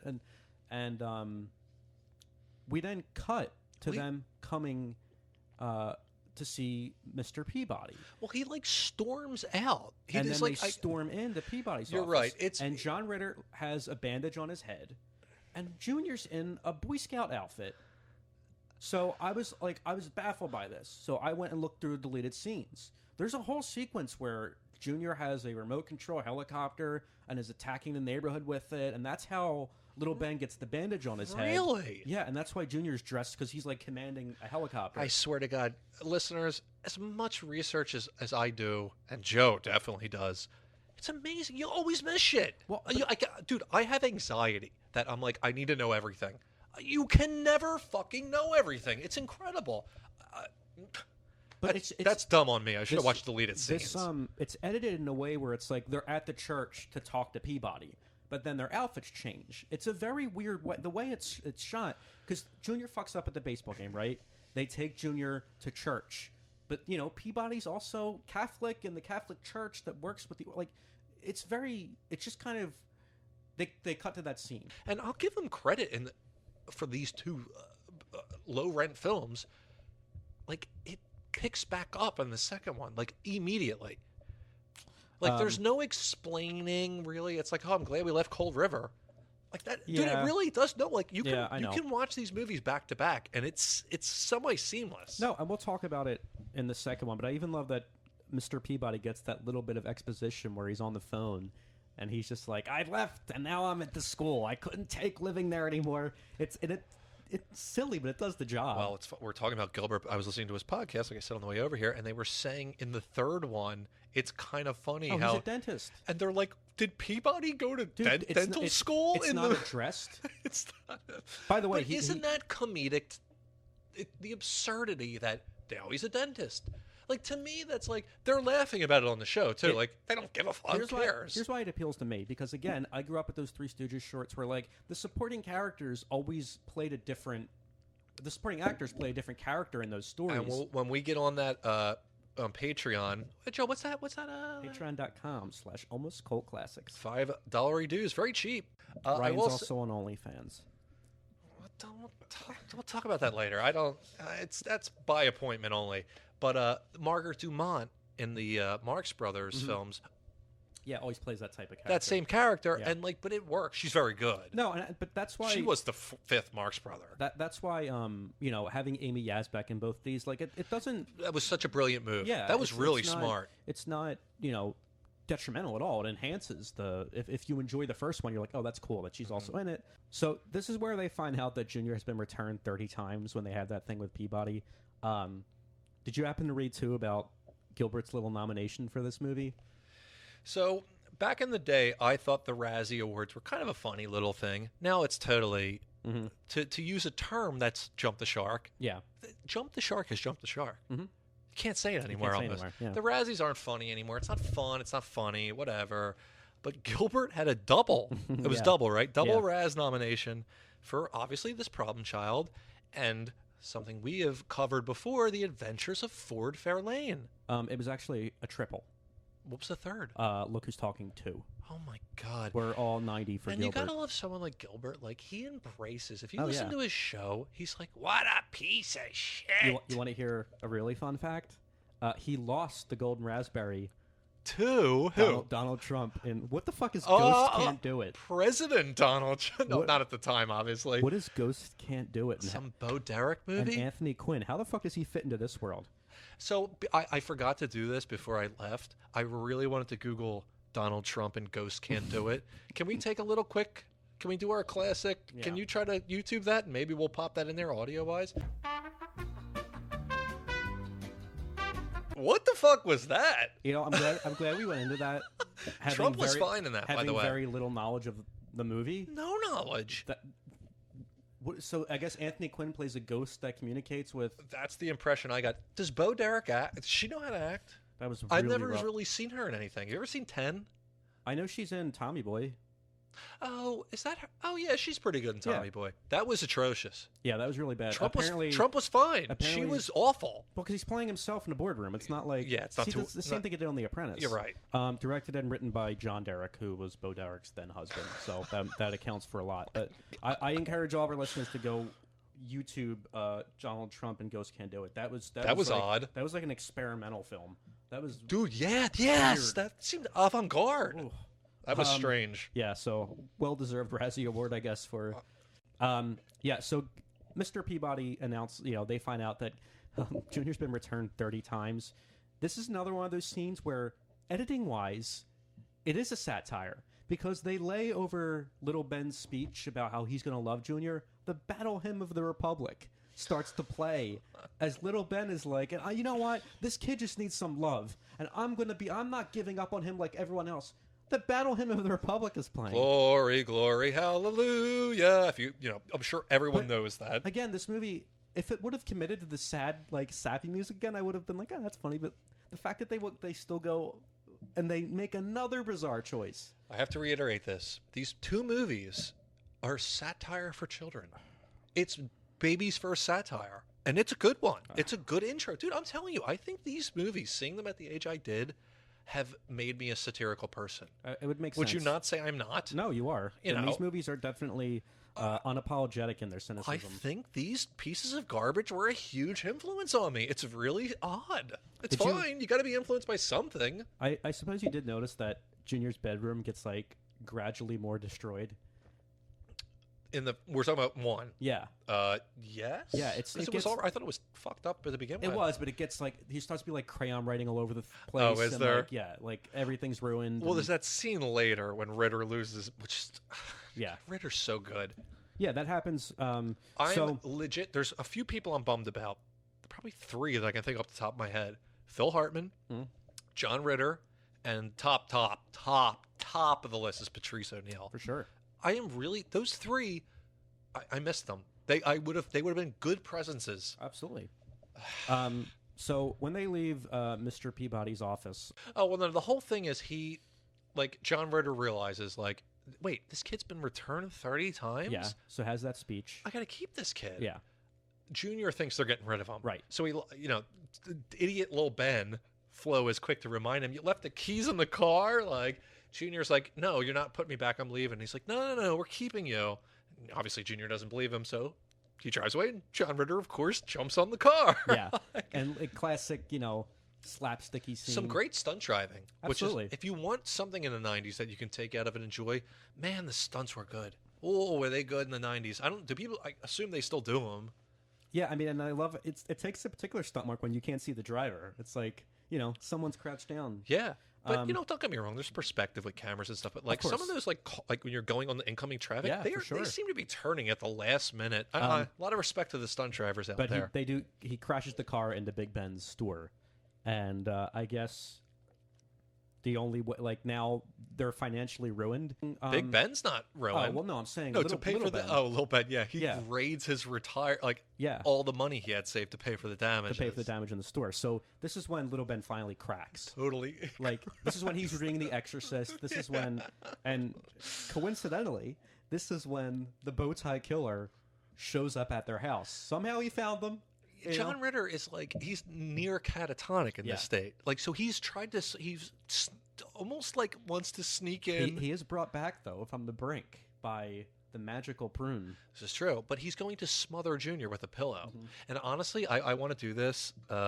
I'll leave smother a child with a pillow. Well, but no, I want to do like I want to get a screenshot of Ritter doing that, and then I want to get a screenshot of that new Star Wars movie where Skywalker's about to kill Adam Driver.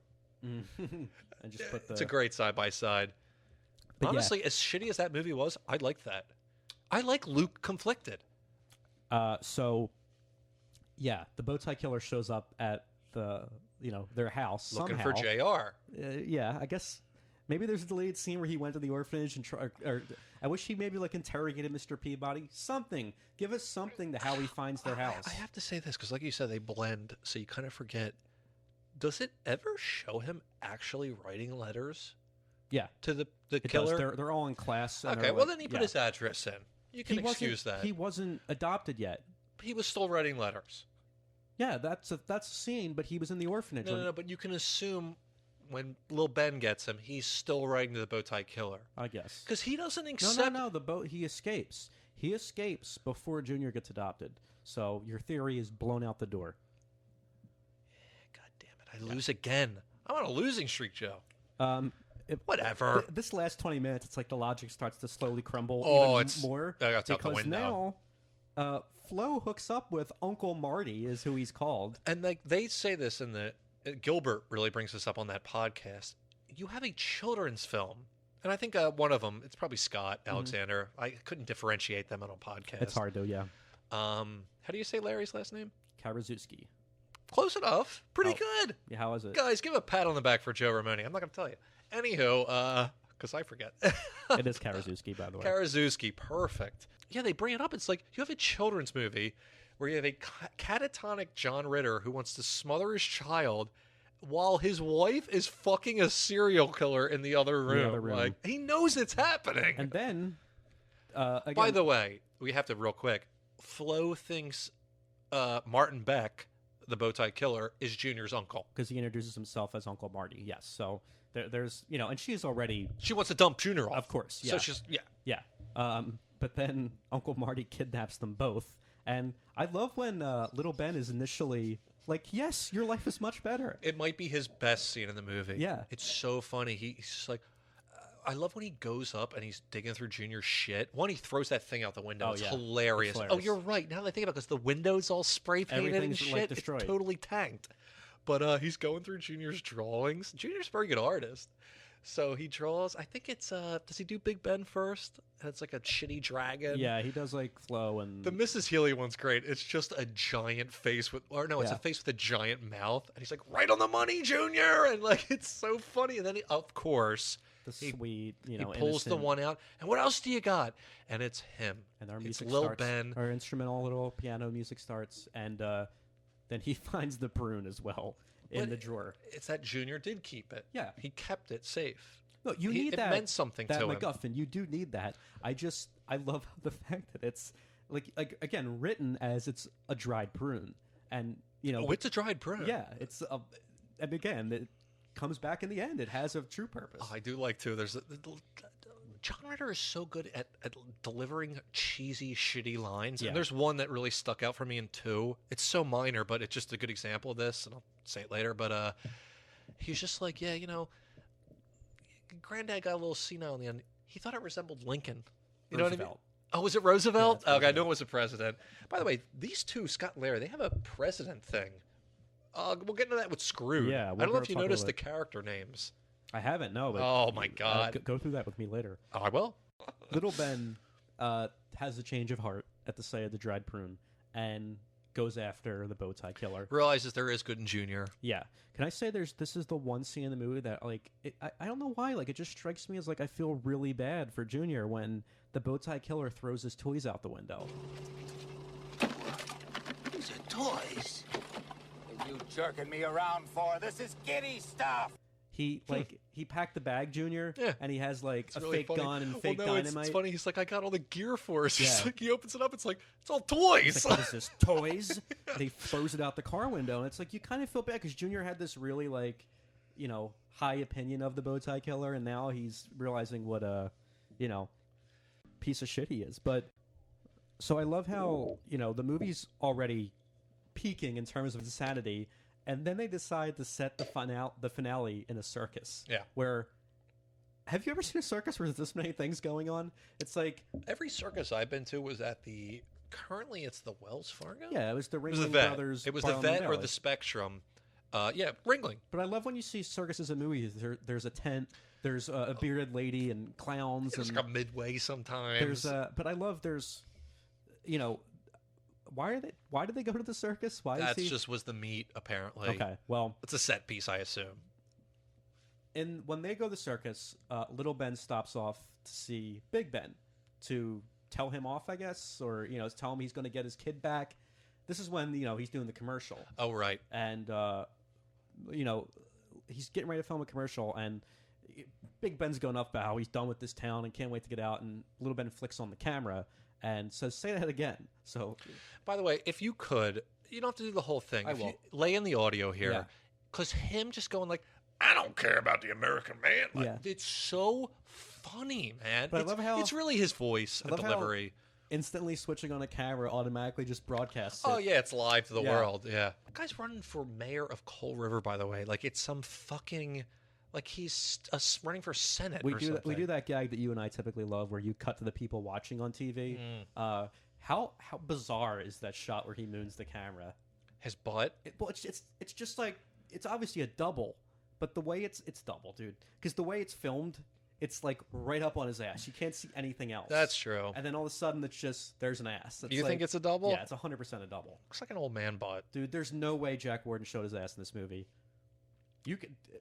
If any of our listeners know, he's done a lot of garbage. I don't think he's above it. You would see his face in the shot. If they were going to pull his ass out, not necessarily. You would show him bend down. Like you would have. He moons the camera, by the way, people. If you haven't picked up on it, so he burns his. This is what I think about the American people. Moons the camera. Very funny. We're arguing on the, smallest details. Whose ass? Yeah, whose ass was on display here. Either way, I'm gonna lick it. Little Ben shows up at the circus, and Junior gets away because he wants him to decide who he's going to live with, if it's Little Ben or the Bowtie Killer. And all of a sudden, it's so funny too, because like the whole time is like, yeah, like Junior's like, come on, let's pull jobs together, and Bowtie Killer's like, you're a kid, no, but. By the end, he's like, "Come on, we'll do a crime spree." Like, he wants. That's another idiotic logic jump. Yeah, is it like, it is. Okay, now you want the kid? Now you want the kid. Now I will argue this in the sense that like he's only doing it to fuck with Lil Ben. He doesn't care about Junior, but Little Ben wants him. Ben wants him. Bowtie Killer does shit for kicks. Yeah, that's true. He's a psychopath. There's no motive, as he would. There's no motive. So Junior runs off, and like, dude, in this scene, there's trapeze artists, there's dwarves speaking different languages, there's a tiger cage under the trapeze artists. It's just, they threw everything at the wall. Oh, that's right. He's doing the trapeze act. Yeah, they get up on the trapeze, and they're going around that, and the Bowtie Killer gets up there and falls. And even then, it's not the end, because then we have... While this was going on, he put Flo in a suitcase. Yeah, he was tired. This was supposed to be our honeymoon. So she's in a suitcase, and... Which, by the way, I like how she's like, I love you. Like, she's on board. But it's also funny as, like, she's like, this should be our honeymoon, as in, like, I'm going to marry you. Yeah. But immediately starts bitching. She's the heartbeat. Immediately. Sticks her right in the suitcase. Did I tell you how much I like Emmy Asbeck? She is, honestly, she's a very beautiful woman, but she's really funny. So, Junior calls Ben Dad for the first time, which is a big moment, because he's called him Mr. Healy the whole movie. And but it is kind of a good scene, because, like, as you remember, Junior was driving earlier, blind, right. Yeah, because he's a child, can't see over the wheel. So they do it again. And not only that, it's John Ritter out the sunroof with a shotgun. This is a children's movie, people. I love how I think he's even like, nobody messes with a Healy and gets away with it. And their answer is to do this, like drive on the highway with. And I still love it. Junior, literally, he's under the wheel. Yeah, he can't see. He can see nothing. He's just, shoot the tires out, Dad. So he does, but the way that the car stops, the suitcase flies out and lands in a truck with pigs. Bound for Mexico. Yeah. And she peeks out. Dude, and the set of balls on this pig, it's like, point of view shot of this pig. Dude, it's a huge set of testicles. Giant set of balls. With a fart sound, and she just screams. And I think I remember this scene specific. I think this also, like, as a kid, I was like, it fucked me up. That one did. It's like, I absolutely will agree with you. Yeah. And then the fact that she's like, it's a disgusting truck. There's hay in it. What's the idea that like you're bound to leave your comfort zone? I want to say like she was on the road to who knows what, right? And it kind of freaked me out. And also she's in the suitcase, so like, dude, I'm with you. Yeah, that kind of like the movie ends after that, so it leaves you on. If you're a child, you're a little like. It doesn't resolve her thing. Of course, yeah. And as a child, you're watching movies that resolve even things. Like that, that scene with the mooning is funny, but even like Big Ben's arc doesn't really end or go anywhere. No, it doesn't go anywhere. But like I think maybe that's, once again, the influence this movie had on me as a child is like, yeah, the main storyline wraps up, but none of the other ones do. Yeah. And honestly, a lot of my writing does that in the sense that like, because that's how life goes. Sure. You don't know how things end. Yeah, I mean, and again, look, there's a sequel which touches on some of these things. Sure. But Flo never's brought up. Never brought up again. Beyond they separated. He talks about, did you notice, when they're at Pizzarific, he's telling other Amy Yazbek, and then he pulled his pants down and just mooned the whole, like, so he's talking about why they left, yes. What happened. So the bowtie killer gets out of his car and they get into a little scuffle and he shoots. Well, no. It's he crashes. Yes. The cops appear. Mm-hmm. They get him. Right. And then Hal Jr., I love you, but bowtie killer. Yep. Almost once again, he's another good, like, you got Junior, Max, Katie, Groucho Marx. Bowtie killer is a little bit in there, and he's going to constantly be going against your reality. He grabs a gun, shoots. Yeah. Hits Lil Ben in the chest. Yep. Hard. But he had, fortunately, a campaign button for Big Ben. Which it went right through. And it stopped dead center of the dried out old prune. The prune stopped the bullet. I'm shocked at how... Obviously, these guys know how to write a screenplay. But, even though Problem Child's not their best work, they do set up some of these things and pay off really well. Like, it's not just like all of a sudden there's this... they could have easily done a hit the campaign button, but the fact that you have this prune that not only made Little Ben go after Junior, so they kind of wrap it up in a I guess in a decent way. There's obviously the flow thing we never see again. And look, you needed Junior and Lil Ben to get together, and they did. That's like, judge this as a children's movie, a family movie. What are you ranking this against? This has always been my problem with film criticism. Is like, you're ranking this like, oh my God, Godfather was such a good movie, but Brain Donors was a piece of shit. It's like, Brain Donors isn't trying to be Godfather. Like, do you follow me? I do, but I will say that I loved this movie as a kid. As an adult, I found there were too many gaps in logic to look past for me to fully enjoy it. There's still some really fun performances in it. It's a breezy 80 minutes long. It doesn't drag. It moves fast. It's a product of the time for sure. Oh, like, yeah. You couldn't make this. People say that all the time. I don't think you could find a studio that'd be willing to back this type of project. Agreed. I will say this: 2015, there is a Problem Child pilot that's not picked up. It starred Matthew Lillard as the dad. So there was going to be, believe it or not, there was. I would imagine that would have been a lot more. I hated him when I was younger. He's an annoying actor. I've grown to not hate him. I don't love him, but it's one of those things where it's like, I misjudge this guy, I think. Sure. There was also, we didn't talk about, there was an animated series too, which I watched, I skimmed through. We can we have to still talk about fucking two. I know, but yeah, we'll get into that. I did watch none of it, by the way. Okay. Although I may have randomly caught it as a kid on TV. As a kid, you might have.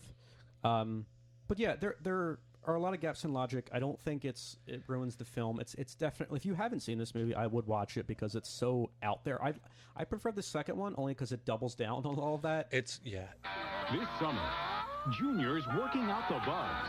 You disgusting kid! But something just came up. Now, He is insane. he's a problem child, Fire laser cannon. and she's a problem child, too. Hey, children! Problem Child 2, rated PG-13. Starts Wednesday at theaters everywhere. There's a couple of scenes in the second one, which we're going to get to, that I think were actually like, I laughed at how absurd it was. Mm-hmm. But yeah, I mean, again, these are the type of movies you can't watch one and not the other. You really do. Oh, if you're gonna watch Prom Child 1, you gotta watch 2. So yeah, not that there's a story, but do you prefer this one? Like I said earlier, 2 is kind of funnier, only because it's more. Scott and Larry, 1, they were trying to fire them constantly on the first movie. Sure, 1's a hit. The kid's getting older, so we got to turn around real quick. We got to write this next fucking movie. Well, and that's why So they said fine.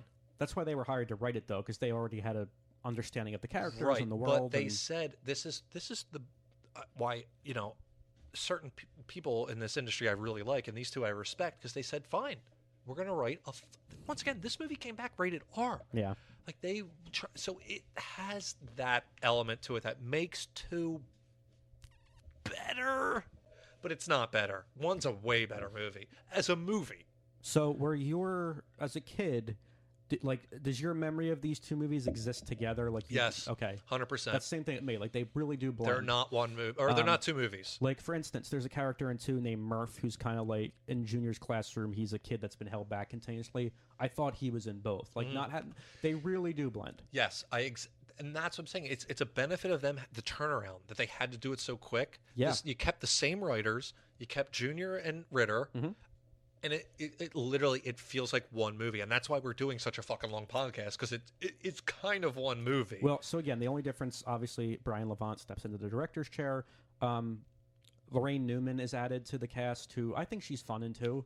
The great Lorraine Newman. Yeah, the unsung SNL, right? Yeah, original cast member. Original, I believe. Original Conehead's daughter, I know that. And... they had to recast her in the movie. Oh, sure, of course. But, Lorraine Newman's excellent. Yeah, she's great. She's very, very funny in 2. You know what I have in my notes with 2? You mentioned this briefly earlier, but it stuck out to me in the bank scene when Little Ben goes in the bank. Like, everyone's dressed kind of like a Dick Tracy character. Mm-hmm. Like, everyone's wearing bright primary colors. Mm-hmm. The set's decorated with primary colors. It's a weird shift. 2's got an amazing production design, in my opinion. Yeah. It's garish and, like, tacky and over the top, and it's great. Like we said, 1 comes out July 1990. This comes out early July 1991. It's, they rush it enough where they're able to put that teaser in the end of the VHS release of 1, where, hey, there's a sequel coming out. And they film it on location in Universal Orlando. Which was somewhat newly built. Somewhat newly built. And they were really originally they were really trying to hype that as like a production central place. There used to be studio tours you could go in. Sure. And now it's scaled back. So Problem Child 2, shot in... It looks... I don't know. I mean, I guess Florida does have a different look than Texas. Certainly. And also, like... So they moved from Cold River? I think so, yeah. To Mortville. Which is... They're on the bay. Like, out on their front lawn is like a lake. I think that's a classic Florida artificial lake. I would agree. But it's still... The way, like... It's a very... It's filmed in the Orlando area. I'm convinced that the reason that they moved, other than having them film on Universal, was that they immediately destroyed all the sets from 1, thinking they would never need them again. Dude, that's a good point, man. Because everyone. I think, what was the line? One executive was like, "If it breaks even, we'll all be jumping for joy." Yeah, I think they quickly broke down everything, and then they're like, "Oh, it's a hit." The budget was like $10 million. Yeah, it made 70 something. I mean, and you're talking about 1990. I agree. Yeah, that's a big deal, dude. So they do increase the budget here, and you can, like you said, there's the design is different. I thought the production design. Wow, because CGI does nothing for me. Yeah. But actual someone, hey, what if we hung this here?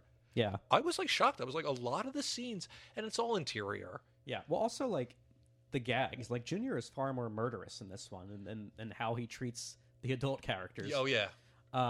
Especially with poor little Ben's dates. Oh, those poor women. Martha Quinn. Martha Quinn. One of the first MTV VJs, I believe. Really? Yeah, oh yeah. So she's the one that gets electrocuted, I believe. Oh, okay. I felt really bad for her. She's not really. It's a great scene too. You can tell she took like someone gave her a cigarette or something. Yeah. Beforehand. Yeah. Because when he answers the door, great. She goes, and like smoke comes out of her mouth. It's really funny, man. So it's they're moving to Mortville, which is the divorcee capital of the world. Did you happen to notice, by the way, the middle school, the school Junior is, it's home of the Cougars. Oh, is it really? Yeah, their mascot's Was that Cougars. a term then? I think it was. It has to be. That's too on the nose for it not to be. I don't know, buddy. I remember that term coming to prominence like a decade later. I could be wrong. I was much more like, all right, they're going completely all out for this movie when the neighbor shows up with the cherry pie. That's where like I was like, all right, she like sticks her finger in the cherry pie. Oh, and dude, is like, the blonde, yeah, dude, and like not only that, she does like cherry pie. Yeah, she does the licks her lip thing, dude. I'm telling you, every actor in these movies goes for it.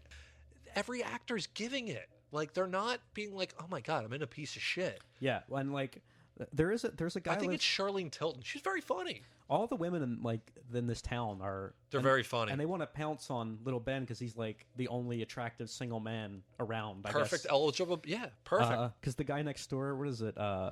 So Aaron Berger, I think is his name. And that's where it starts. It seems like with these Scott and Larry guys, screwed. Every character has a presidential reference in their name. Aaron Berger, Aaron Burr is the guy that shot Hamilton in the duel, and Aaron Burr. I would recommend everyone look into his history. It's extremely fascinating. So shitbag neighbor, Hawaiian shirt wearing, typical suburban. It's like right off the bat, like Junior's out for blood because he turns the propane on with this guy's barbecue. And this is what I love. This 7 scene, minutes in, it's so bad in with this. But one of the funniest things, I love when people do this in movies to children, like an adult talking to a child. Junior says something like, these people suck, or whatever. And this neighbor, Aaron Berger, starts going like, oh, so sorry that we didn't bring out the champagne and the caviar. And he just keeps going. And like the camera, it's like a medium shot on him. Then it's closer. Then it's on his lips. Then it's almost slow motion. And it's Junior, and like the winds of hate are blowing his hair back. You know what I mean? So this is the thing about, because I've done like some research into the philosophy behind comedy, and like when you have a character that's going to get their comeuppance, you need scenes like this, right? You need to have the audience on the side of Junior. You need to show that, hey, this guy doesn't just get blown up for some reason. But like with the date character we were just talking about, there's really not that element. She's getting in between. I understand that. No, that's it. That's the element.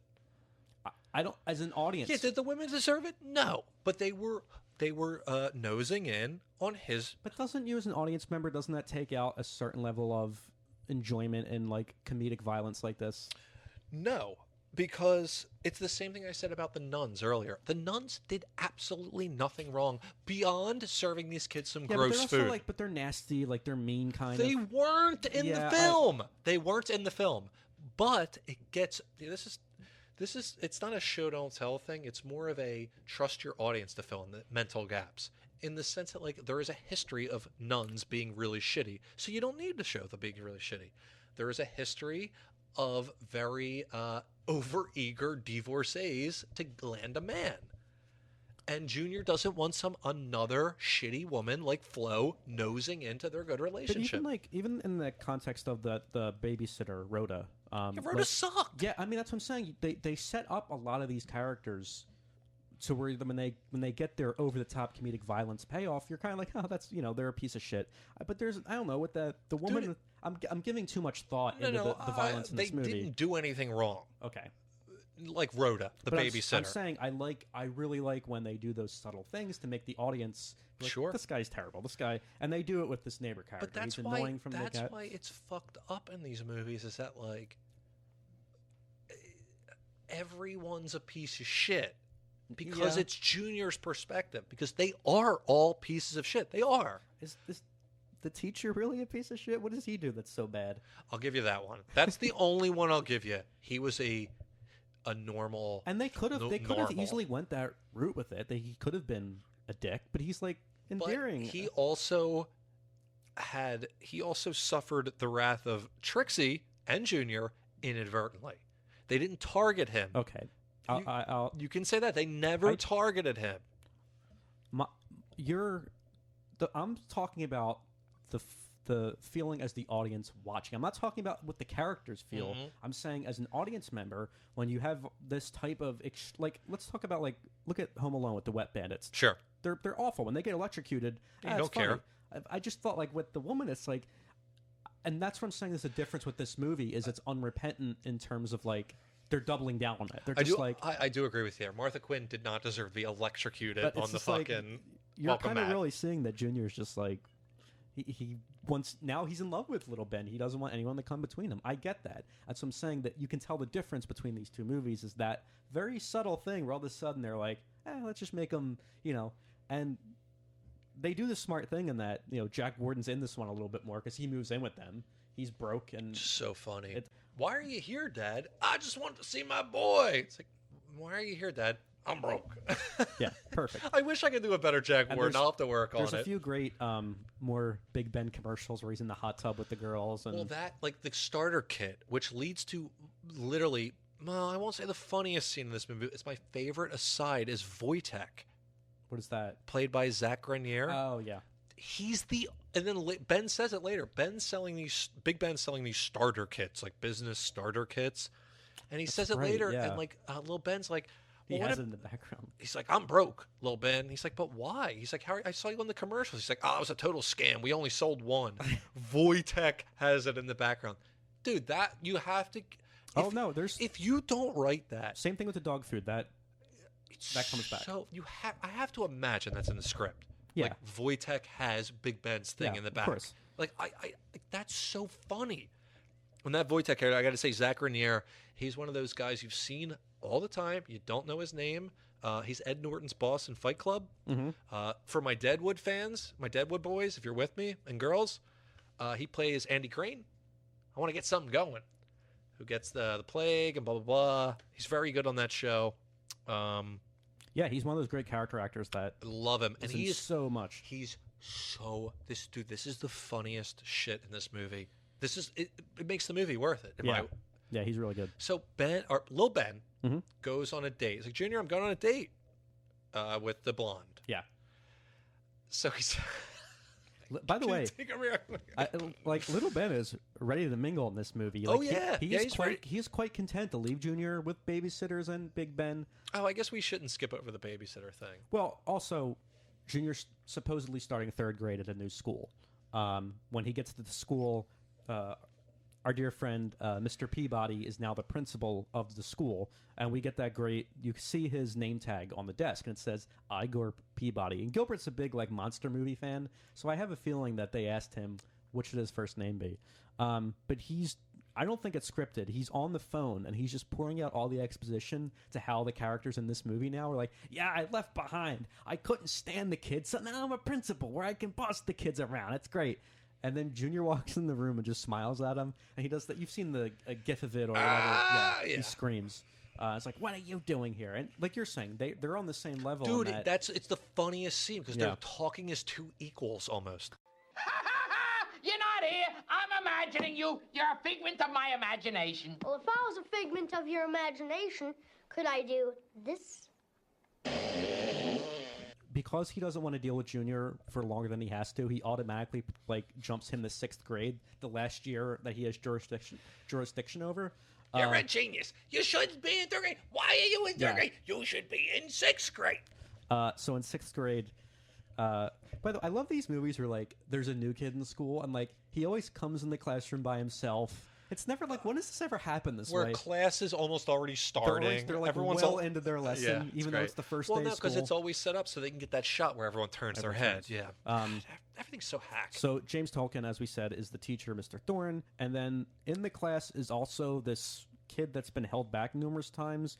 His name is Murph. He's played by Eric Edwards. I know he's only supposed to be held back a few years. This guy looks like he's 41 here. Well, Mr. Thorne makes the comment. He's like, Murph, you've been in the 6th grade since I started here, which implies a decade. And as I said, I was telling Ryan, they double down on Murph in Problem Child 3, where he also, the same actor, is dressed as a girl to play his twin sister. And Junior is taking dance lessons. It's awful. How's the Junior in 3? They're all bad. Because Michael Oliver's good. Yeah, well, that's what I'm saying. And also, credit to him. We can get into this. You read about his mother? Yeah, he had some, and there was financial issues with this movie. With the mom, and So, but to his credit, as far as I know, he's got a good life, family and kids. He's left the entertainment industry. He doesn't regret it, but he's just whatever. Yeah. It's a fun little. Dude, you know, God bless. He said because everyone wants to chase that it was brass a great ring. icebreaker and Yeah, whatever. So, you know, the teacher leaves the room, and you know Murph and Junior immediately start going at it. But you know, it's Junior. You can't. So talk about letting logic out the door. I love how Junior is able to hoist up Murph onto the blackboard and scotch tape him. That's where you just gotta find. It's a funny visual. It is, and it's like it shows that thing. It's like the little insert shot of like the tape coming off the spool. Yes. So you're like, oh, what's going on here? And then it comes back, and Mr. Thorne comes back with the lesson plan he found for Murph. Exactly. Oh, what? Yeah, what's happened here? And everyone, this is another thing. I love how they show this shot of like it looks like the entire school. The kids are running out like Yeah. It's just one classroom. Yeah, it's one class. 20 kids, but they don't show it that way. But everyone's left. Thorne comes back. It's just Junior grinning. And Murph scotch taped, by the way. Sideways to the blackboard. 250-pound man to the blackboard. I love how he also like dresses like a 9-year-old though. Yeah. He's got like sneakers on and a striped shirt. Well, what are you in 6th grade? You're 10 in 3rd grade. I think you're 12. That sounds about right. I think you're 9 in 3rd Yeah, grade. you're about 12 in 6th grade. Yeah. So he does though dress like a kid. He does like a kid. Little Ben picks up Junior from school that day, and to get revenge, Murph pushes the satellite dish off the wall. Because there's a network television grade satellite dish on top of this elementary school. And it classic gag where your head pokes through something after it falls. Of course. He ends up in the nurse's office where we meet a very familiar looking nurse, played again by Amy Yazbek. It's Annie Young here. Completely different character. Like completely different. You know, not a sociopathic bitch. She's much kinder. Oh, perfectly kind. And they take away the nurse outfit later on in the movie, but when he first sees her, she's wearing this like 1950s. Yeah. Why is it just in the one scene? Is well, that once like... again, this is the production design I was talking about. It's that old school thing. Is that? But they get rid of it later on. We need you to know she's a nurse. What's her first scene? She's a nurse. And not only that, I wanted to get into like, did you notice like the little beds had little houses? I did notice that. It's that kind of shit. I'm like, that's production design. I've realized Junior's bedroom's really cool too. Not only doing this podcast, Junior's bedroom with the fucking rocket dude. ship. I remember being a kid. I mean, if I could have a bunk bed, I know. With that joystick, I just wanted a race car bed with him. I used to dream about that spaceship bed. I'm not kidding. But production design is insanely important, and it's really fucking good in this movie. As far as I'm concerned, Brian Levant, and it's William Sandell who does the production design on the Flintstones. But that movie is. Did he do it on this? I don't believe so. But he definitely has an eye for this like cartoonish but live action world. Yeah, and. Like, that's where you have to...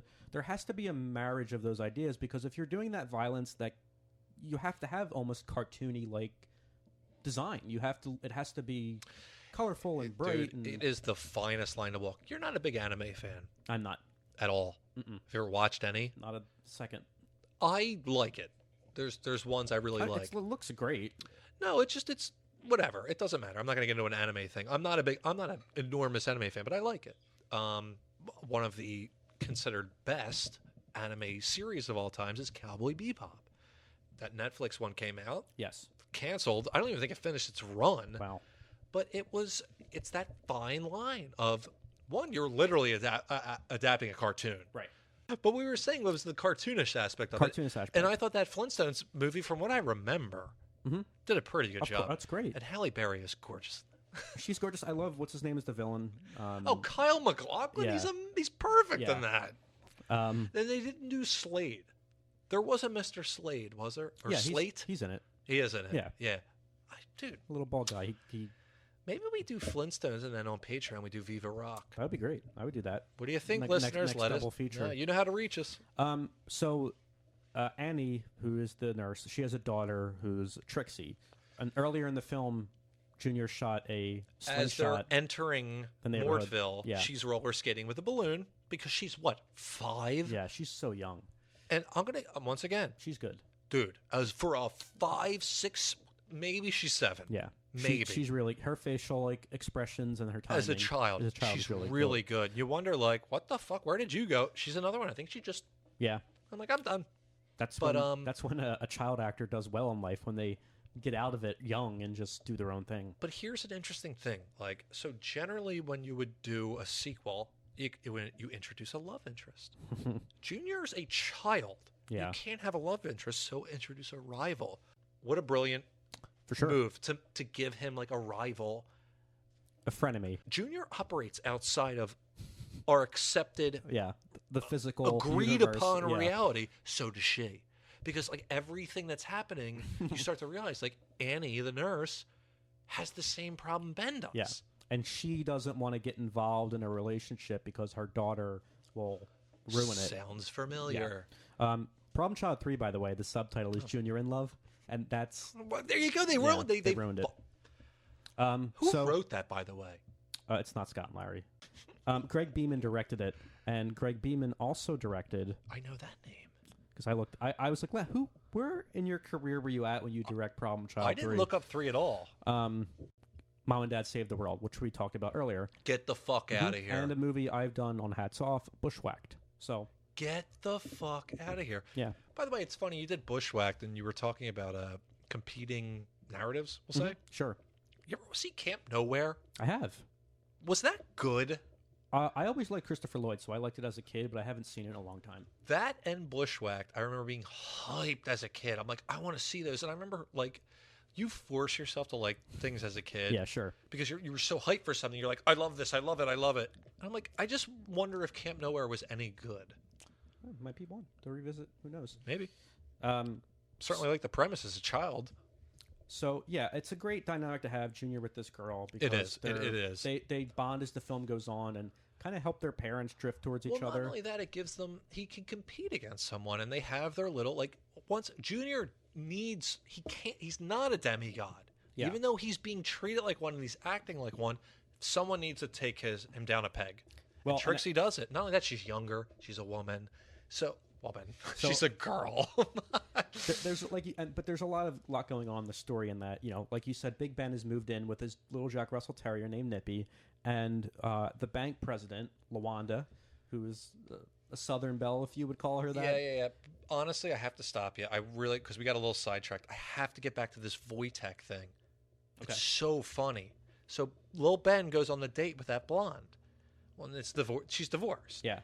Junior calls her ex-husband, who is this immigrant, this vaguely ethnic Balkan immigrant, Wojtek. And he's in his shitty robe in his shitty apartment with his Big Ben box behind him. And he's on the phone with Junior. He's like, yeah, she's out with your money, having fun with some guy. He's like, oh, I can't take this. He shows up at the date at this fine dining restaurant in his robe, which they padded his package. They had to, yeah. In a children's film. Yeah. He's wearing like boxers and a tank top. Dude, his package, it's so funny. It's such a funny sight gag because it's so evident. But he walks in with a lead pipe. The maitre d' is like, you cannot be here. He fucking wallops the maitre d' on the head with a lead pipe. Right off the bat, that's attempted murder. If you didn't kill the guy. Yeah. You may have. We don't know. But this is what I love about these movies. They don't care. Like you said, it's wild abandon. Yeah. So he walks in, he's confronting the, his ex-wife. Yeah. Ritter, he gets a lead pipe in the head. Boom, out. And, like, she realizes, like, oh. Well, he goes back at Wojtek, and then she's like, she's on his side takes now. His side. Because little Ben's attacking her ex-husband. And by the time the date's over, they're making out in the back seat. Dude, that's my favorite part. Not only did he get whacked in the head by this guy, he ends up driving the guy home with his wife in the back seat making out. And it's so funny to me because I always trash the weak-willed, spineless man. I hate seeing it in films. Why does it work here? I figured it out why it works with Ritter. Okay. Last night, and I can't quite remember. Maybe, why does it work? Because you're with me. It kind of bothers you. I think he's just does this one not... such a great, like, sappy guy for it to... The sincerity comes through somehow. I think that's what it is. It's Ritter. Yeah. Like, no one else would have sold that. Like, maybe there's an actor that could... it's particularly, it happens again, like, after when Junior ruins the date with Lawanda, he's kind of sitting on the sofa and he has that moment. Like, he sells, like, the complete hopelessness of this guy that's just But what I'm saying is, like, in any other role, like, you'd be like, this spineless cuck. But, like, because it's everything else he has to deal with. Yeah, maybe. Yeah, I mean, the fact that it's just so funny that he's driving them home. Junior is left with a babysitter named Rhoda, who for some reason is dressed like a German. She's dressed very strange, and like she has a sweet face, and then when little Ben leaves, she turns on immediately. Yeah. By the way, she's watching pigs on the TV. But I love it too because he changes the channel, and she's like, Louis "Put that back." Beaver was on. Dude, they're literally it's just watching pigs move around. Roots in mud and shit.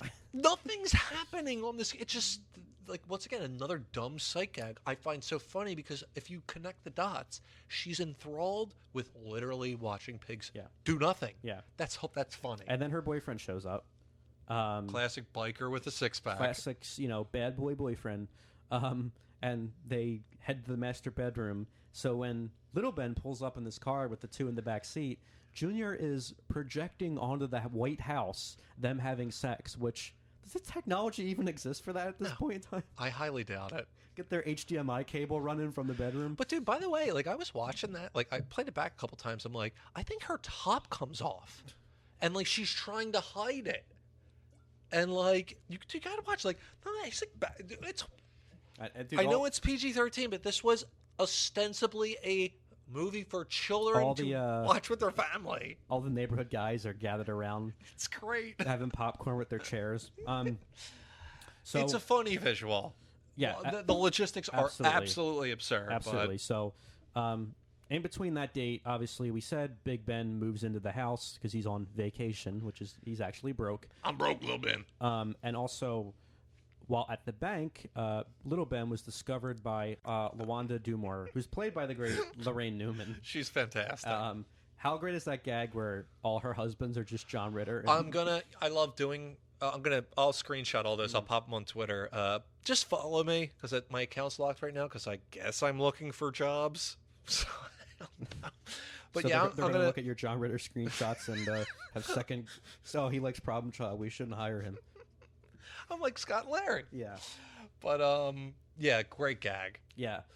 She's been married 6 times or 6. 7. And all of them are just John Ritter in different disguises. Yeah. I thought there would be like some she wants to murder him motivation with this character, but she really just wants to get married because she just wants a man. Yeah. I also like how he's there trying to get like a business loan. Never followed up on. And like, what was he doing? I love how for her, she's the wealthy one. Like she's the catch for him. But it's when you've seen these movies, it's almost like, oh, there's gotta be she's trying to but she instantly tries to finagle her way into their dynamic. She wants to send Junior to Baghdad at a boarding school. That's her plan. But my favorite scene in this movie, there's 2. The one is probably the theme park. Where they go to the carnival or wherever it is, the fair. We are really. It's so funny when we disagree. I thought that vomit scene was just so unrepentant. It was just one of the things Family Guy, for better or worse, they'd beat a joke to death. Yeah. Then they'd resurrect it, kill it again, and bring it back. And that's how I felt watching that vomit scene. Getting a little ahead of ourselves in the sense that I just want to say, like, I like how like. They had a dossier on Lil Ben. Oh yeah, she like gets Lorraine Newman, yeah. And like her little manservant is played by Paul Wilson, and most of you will recognize him as one of the Bobs in Office Space. He's the bald. Right. He's not John McGinley.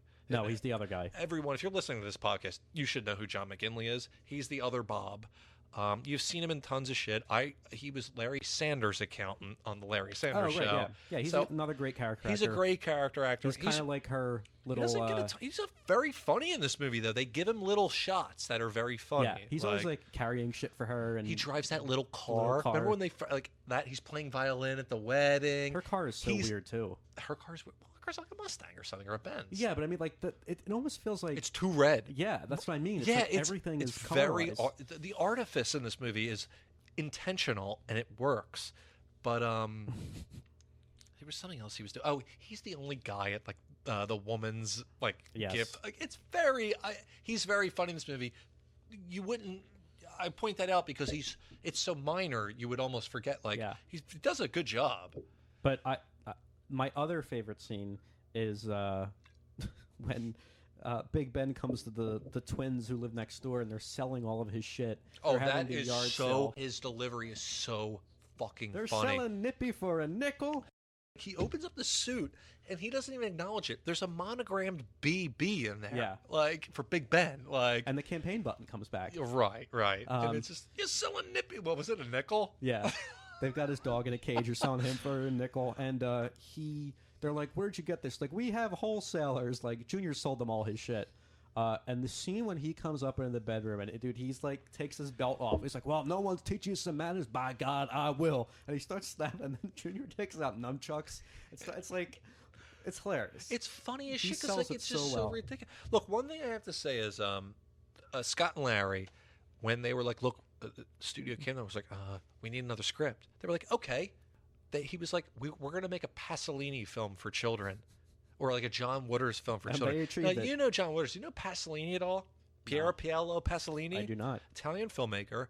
Insanely good. Yeah. I really recommend his films. The one he's most known for is Cello or the 120 Days of Sodom. Oh, my God. Yeah. Okay. All right. That makes Which a lot is a more documentary. sense. And if you know what I mean by that, you know what I mean by that. That's and I'll rough. leave it at that. But that's what he's most known for. So to say that's a really we're weird making thing a Pasolini film for children, I love these guys, dude. That was like for a while. Paul Rubens was like, "I want to make a Valley of the Dolls Pee-wee movie," and I was like, what? But now I kind of like I'm older. I'm like, all right, that'd be kind of and not only that, you look at Pee-wee, like the idea of kitsch and like that, it would have You can worked. see that, It would have worked. By the way, I fucking love Beyond the Valley of the Dolls. Oh, really? The Ebert film? The Ebert one, yeah. Well, it's a Russ Meyer film, but Ebert wrote it. Yeah, dude, it's. I've never seen it. We should maybe that's a Patreon. We just talk about that. Once again, listeners, that might be you by yourself on that one. When I said earlier at the Problem Child 1 portion, when I was like, I knew at some point Jack Warden went out the window, and this is that scene. He ends up on a tree branch, and then he charges at Junior. Charges at Junior. Junior moves, and then I love how they just leave him there, and he's stuck up in the tree branch. Well, little Ben's like, "Hey, Junior, let's go get ice cream or whatever," and he's like, "Okay." They go on their he adventure. just shuts the window. Yeah, he shuts the window. The two of them go off on their big day at the.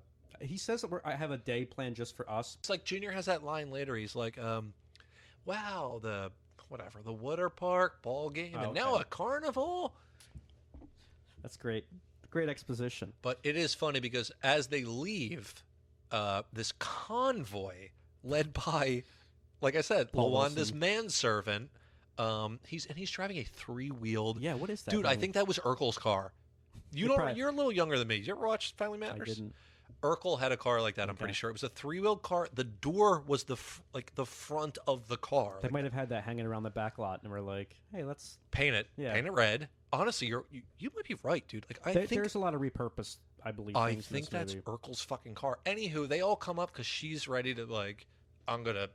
I just love this character's motivation is not financial. She just wants a man to marry. It's like it is interesting. You're right. It's weird. I didn't consider that. There is no other motivation beyond. I want my hubby, and she's got that southern accent. I mean, that's the motivation of all the women in this town. But who knows? In that R-rated cut, she might have. Who knows? I really want to reiterate. It's odd that Lorraine Newman didn't have a bigger career. I agree. Not based on this film. Not like, oh, she was so good. Like, she's she's very good in this, but like she was always good in everything I've ever you would see her in. her. She's great. And then I think she does a lot of voice acting work now. I think Fair that's enough. kind of what she's went to. But Fair enough. She's really funny as this character. So yeah, they're at this fair, and this is where I said earlier. There's a vomit scene where Trixie Junior can't ride the ride because he's like a millimeter too short.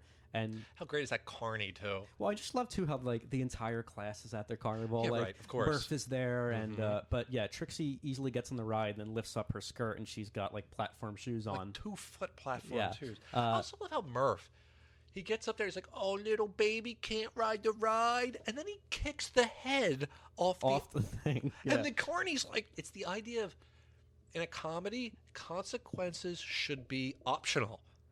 Okay. So, like, right there, like, if you did that in real life, if Murph kicked the head off the octopus that rated your height, you're like, get the fuck out of here. You're not riding the ride. You're not getting on.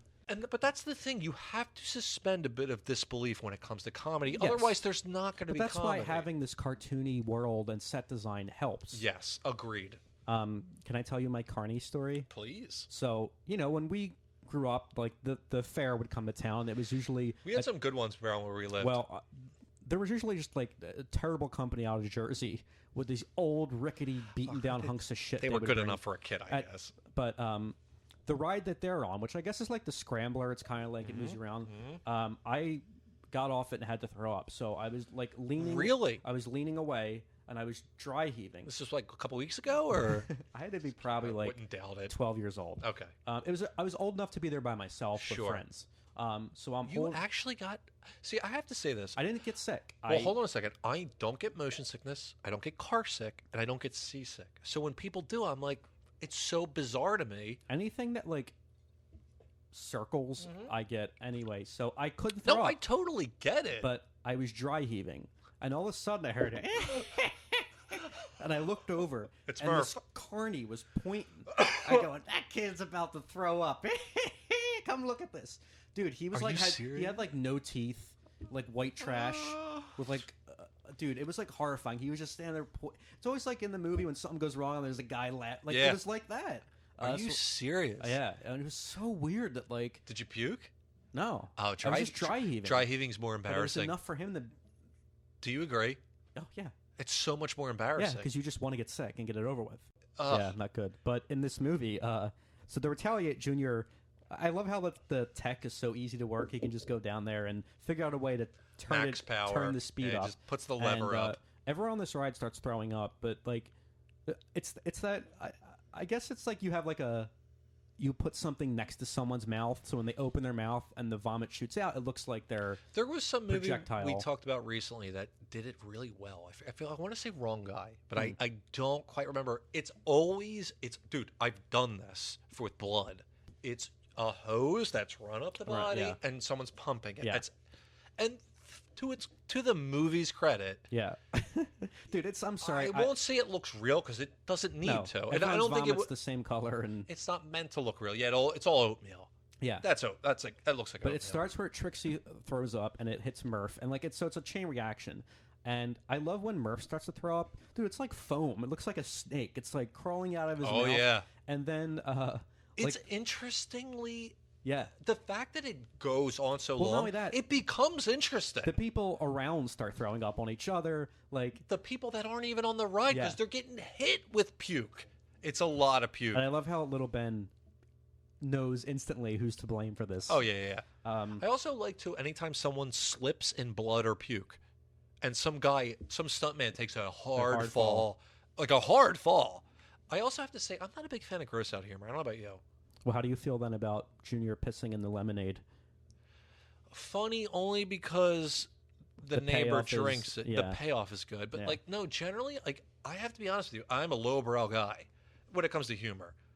Well, that's what's so good about this podcast. Like, you have your interests. Like, I'm like more arty, whereas, like, you're more historical. A lot. So it's a good vibe. I love how, like, for some reason, the twins that have this lemonade stand, they're like, hey, you have to go get us more lemonade. I know, like, it's so preposterous. What? It's absolutely preposterous. You know where it's going too.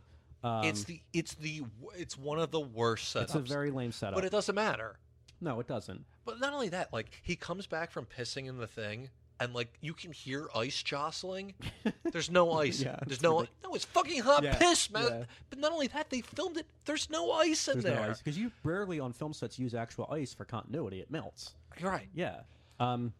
So they get done this fair, obviously Junior's in trouble, but they walk into their newly awfully decorated house that I guess Lawanda has spent the day redecorating their house. Another stretch of logic that she came in, she never met this man. Right. Redecorates their house. Not only that, like it's ugly now. There is a pinball machine in the living room. I somewhat disagree. It's too much red. Okay. Obviously, because that was her whole theme. Everything's red with Lawanda. Kind of looks like red Beetlejuice style, like the house in Beetlejuice, those weird chairs and.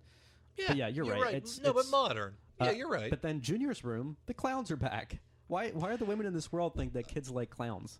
Great callback, though. Yeah. Really funny that women think kids like clowns. I love how this bed. No, I shouldn't even say that. women that don't care about kids Correct. think they like clowns. It's a very funny thing. And I love how this bed, he had the cool rocket ship, but now it's like one of those cages that you would put like a circus cage. Yes. And dude, that's like, you can write that for sure, but that's a production. This is what I'm saying when you make a movie. A lot of it comes down to... No. Everyone needs to be working to the same thing. Of course. So if you're the production designer, you're not there to be like, oh, I'll just build a set and get a job done. It's like, no, it's a creative thing. And like, I think that's what's always I love about movies is that everyone gets to express their artistry.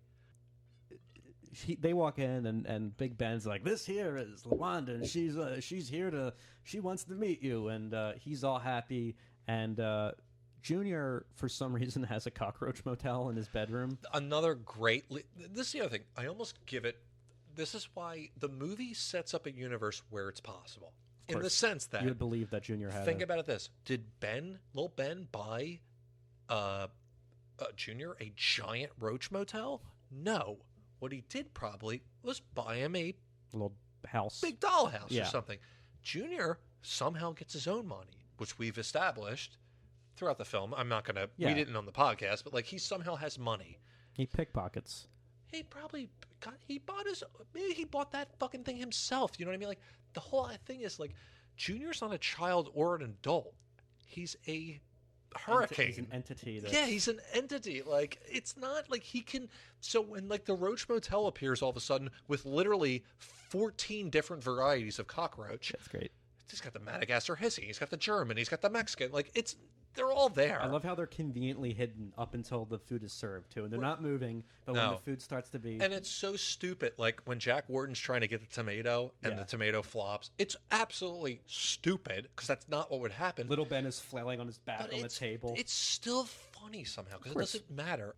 Dude, John Ritter's landing on those bugs. Yeah. There's that great shot where it's like, it's all props, but they show like crushed bugs all over his back. So funny when he turns. It's a great reveal. It's clearly fake.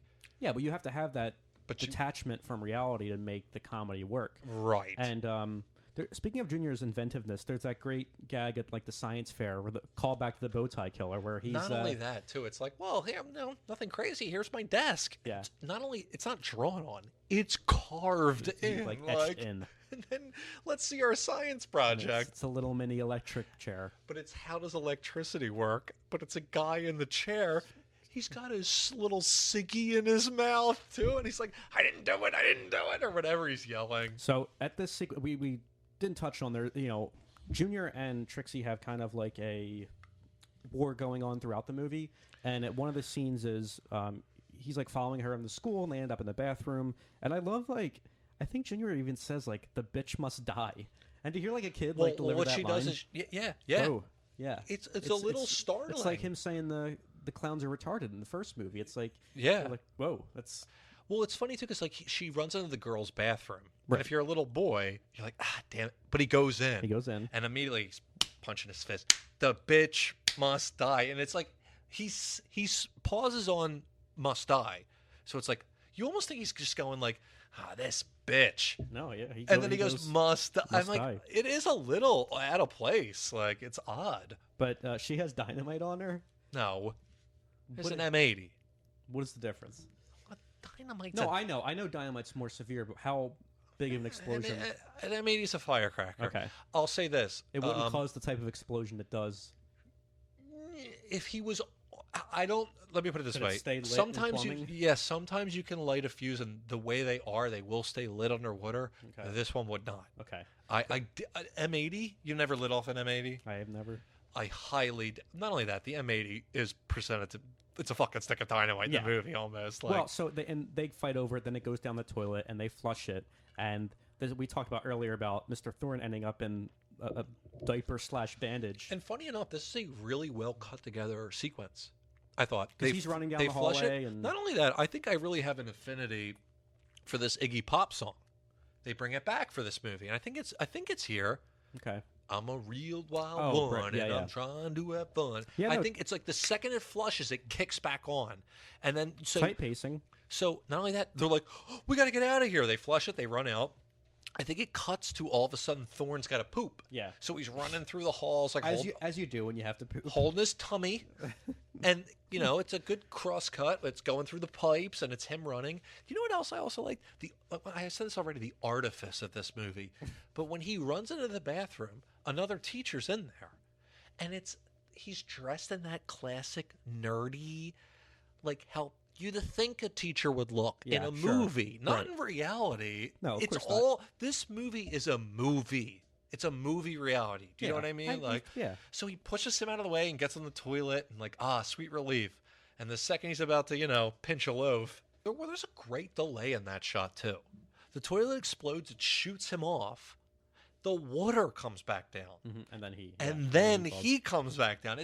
That's a little. I was surprised. I was like, "Wow, you thought that out a little bit." Yeah. But so, to what you're saying, later when they're at the open house, that Junior has his little science experiment. He points out, Mr. and there's Thorne. my teacher. Yeah, and it's not. It looks kind of like a diaper, but it's bigger. It's a rat. It's medical I rat. love how, you know, like you saying, this world doesn't exist because he doesn't even disguise it. He's not even wearing maybe like a towel or something. That like, nope, it looks. He's got bare legs and a giant wrap around his.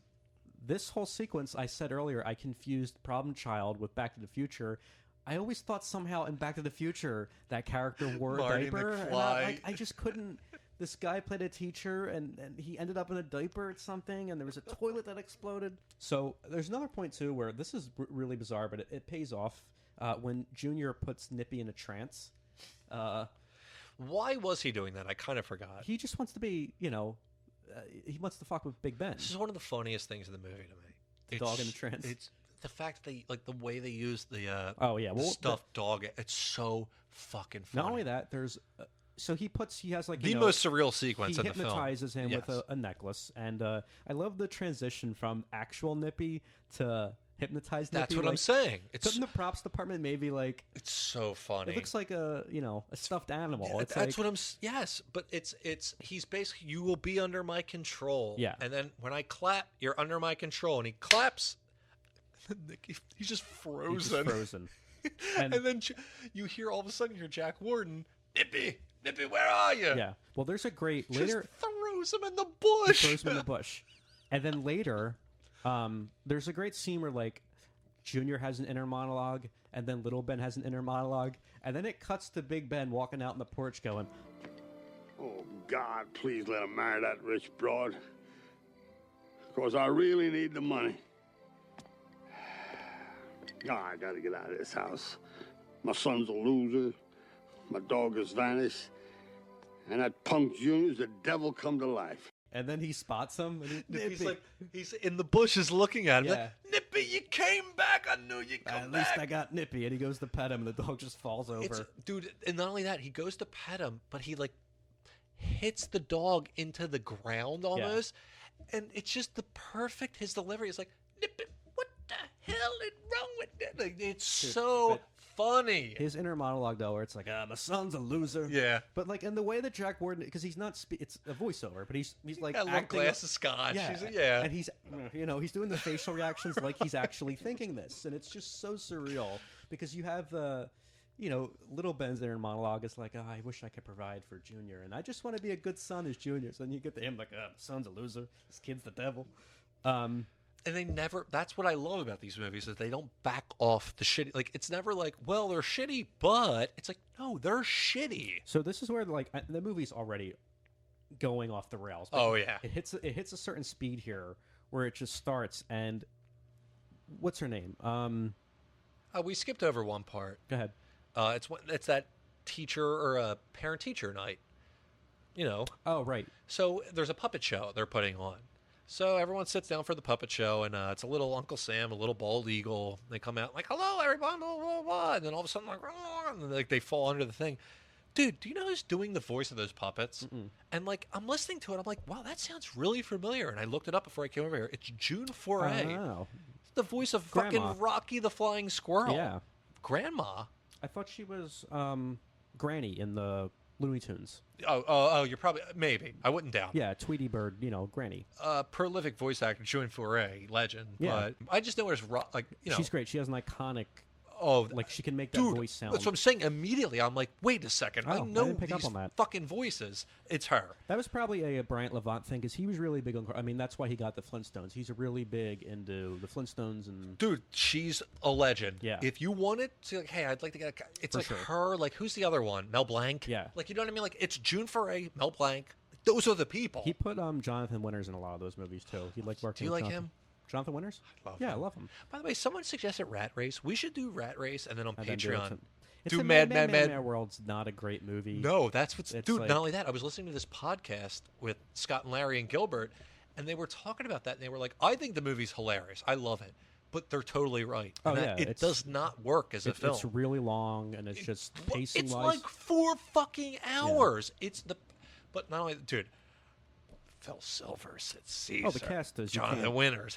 Like it's, but they're so ridiculous in the film. Like it works, that it doesn't. But Yeah. I just figured Rat Race and that. No, yeah. So you were saying puppet show, June Foray's voicing the puppets. That's really awesome. But It's Trixie. yeah, And right off the bat, they have this bonding moment where well, no, Ritter thinks. he thinks it's Junior, and then he realizes it's not, and then it's Annie's in the audience, and she thinks like so. They have that moment where they're like, "Oh, your kid's terrible, my kid's terrible. Maybe we can make this work." Because at this point he's engaged to Lawanda, but he's in love with Annie. But now that he knows her secret that her kid's a menace, and she knows his, they go out to Pizzerific, which is this is when we discussed, like when you were like, I just rewatched Problem Child. I went back and this is just the only scene I watched. Was this the it's kind of like a pie fight scene, but it's with pizza. Sure. And Gilbert's in it again, which is great. By the way, whatever like fake cheese they use, It looks like KY jelly. It's What like, is that? I don't know. I've never used KY. Is that what it does? Well, it's clear. It's that not like viscous. It's really weird. But it doesn't break. Do you know what I mean? Like Well- when the cheese comes off, it glooms. The reason I say that is because in Jurassic Park when Nedry gets hit in the face with the That's what it looks it's like. dyed KY jelly. That's what they use for Really? that. Mhm. Ew. Yeah, Glad I've never and used that's KY. why it has that like real. Yeah, I it's guess when maybe stretchy. you dye it, it gets like stringy. I don't know how. I don't have much experience with it either. Gotta But remember that because for blood, I always used a Caro syrup. yeah, Yeah, you've done that too. I mean that's when you look up when you start to make movies It's when like you're a kid. corn, you're like, corn syrup and food But dye. apparently, I love how great was it doesn't exist anymore. But like the Applebee's of the '90s, where there was just old movie posters on the wall. Bennigan's. Even Bennigan's, and I guess even TGI Fridays was like it. But like they used to just put up like old movie stills and like Yeah. French horns on the wall, like all this weird shit. Well, And there's the now- classic joke in The Simpsons too. What's that? You're not a big Simpsons guy. I forgot. No, I mean enough, but not. Oh no, your, sure, but your like knowledge is a lot deeper. Mo, he wants to change his tavern into like a family restaurant. Okay. And it's Unky Mo's. I forget exactly what it is, but it's exactly that. Yeah. And like, there's that classic Marge line, and she walks in and she's like, I forget exactly what she's like. License plate on the wall? Whatever. Yeah. Like, because it's just a zany. We all just accepted it. It was like Unky Mo's Food Emporium. this- I forget exactly what this it's called. place they go to, Pizzerific. It's called. It looks like this type of place. There's I feel like I looked into it and I kind of forget. Buca de Beppo. No, it turned into that, but Oh. it was like they didn't design that place necessarily. The Pizzerific scene was filmed at a small vacant restaurant. Okay, then So they built there that were set. certain levels of. But I love how Gilbert's on a date. Mr. Peabody's on a date in this special Tunnel of Love booth. It's like a little boat. It's like a little boat, and It's a children's I restaurant. know, That's and he's so taking funny. a nice date there. Boy, baby, when you're with me, it's first class all the way. You notice how we went to the restaurant? They let us right in. We didn't have to wait. It's not like the restaurants you go to where you have to talk into the clown's face. It's not like that at all. Later on, we'll go home and I'll put on the Zorro outfit. Ha ha! She's just like when he says, "I'll put on the Zorro outfit." She's like, she makes a face like, "Okay, whatever." Like, huh? Who's the first one to throw a meatball there? I believe it's kind of Trixie and Junior. They flick the They meatball, flick it. but it's just when he first sees them, it's the funniest. Once again, I love when characters don't shut up. Yeah. because like these two start talking. Like, what's he doing here? And you can just hear him in the background. It's her and it's him, and they're together. And Yeah. they're together. He's trying to explain why. One's her and she's him, but it might as well be her, he's him, and I don't know. Like, dude, it's so, and it doesn't end until that meatball lands in her cleavage. Yeah. He's like, oh, just let me get that out for you. Maybe I could put my hand in it. It's so good. But then, he starts yelling at the kid. And, little Ben and Annie don't realize that the kids have done this. So when They also don't really realize who he is. No, not at that point. But when Annie might, which is funny. She should, because she's the school nurse. But he starts, he's confronting them about, and they're like, "Don't talk to our kids that way." Yeah. So a huge food fight starts, and like Ryan said, Mr. Peabody gets hit with a piece of pizza or an actual full pie. Is it a small pie? Everyone's getting hit with small pies, and it's not like cheese. It's like Ryan's saying, it has like a string of a sheen almost. It looks like if the aliens from Alien were to sneeze on you. Okay, yeah, it's a good way to put it. Do you know what I mean? Yeah. Like, it's got that, you can't get it off the you. color is like vanilla pudding. It's like yellow. It's bizarre. But again, it's really good. Whatever they used, I got to figure out the what whole that restaurant was. starts fighting with food. It's really funny. They get thrown out. But they, Annie and little Ben bond and fall in love over this experience, and Junior and Trixie also do. Yeah, so they all become friends. And Junior is also, his new plot is, I have to break up this marriage. Yes. So all of a sudden it dawns on him, it's like, your mom should marry my dad. Right.